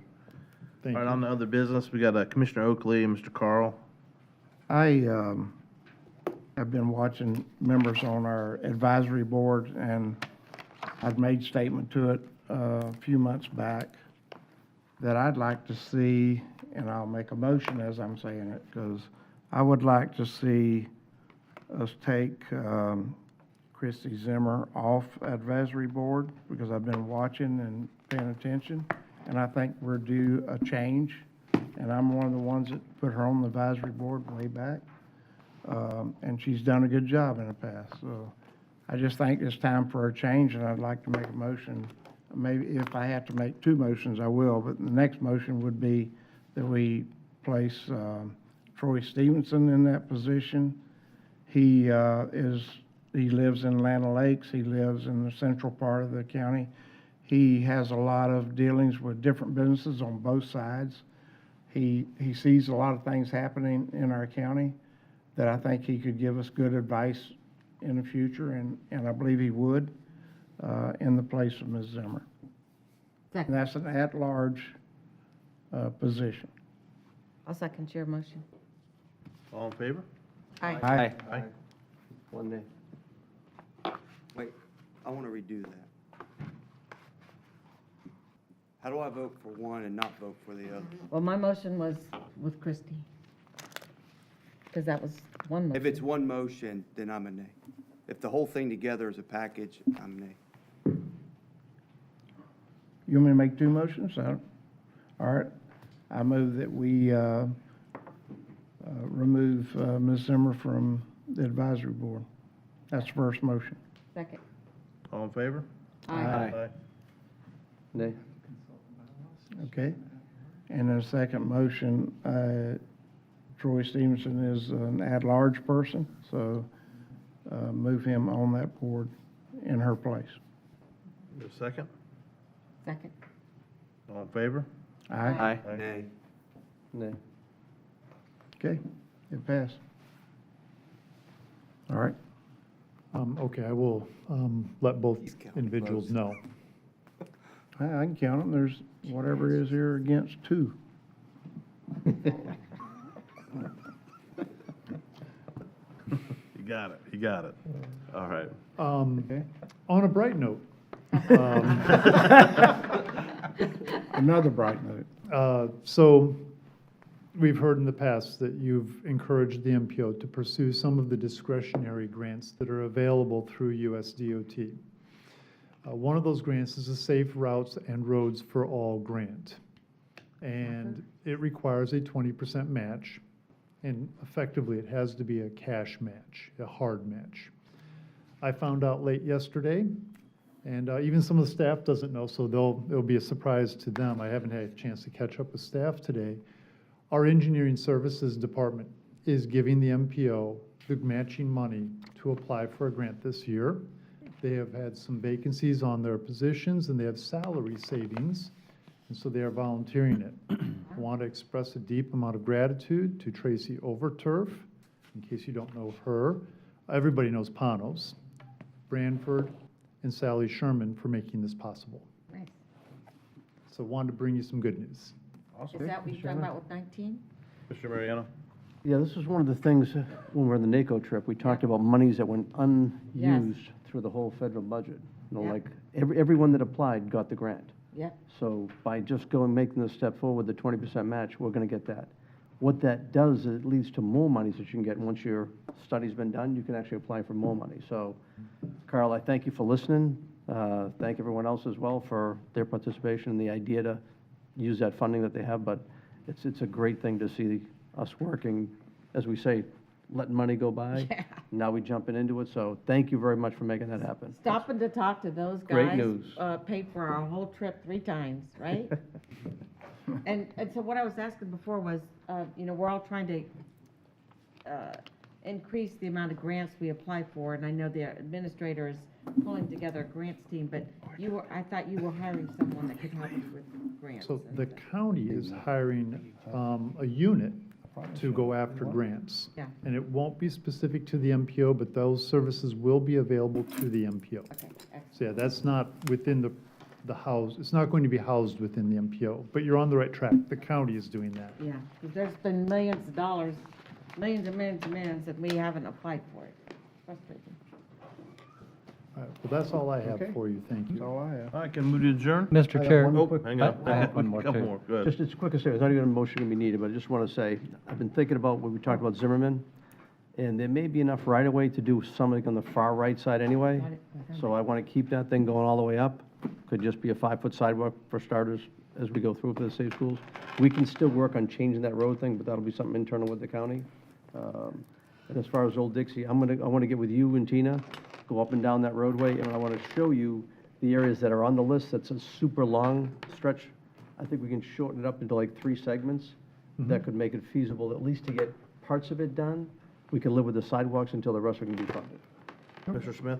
Yes, I would like to let everyone know that I have my MPO alternate here, Councilman Steve Spina back there. He came with me to this meeting. I'm not sure he'll ever come to another meeting again. All right, move to adjourn? So moved. You don't have a second? Sure. Okay, I'm gonna show you what they have. Right.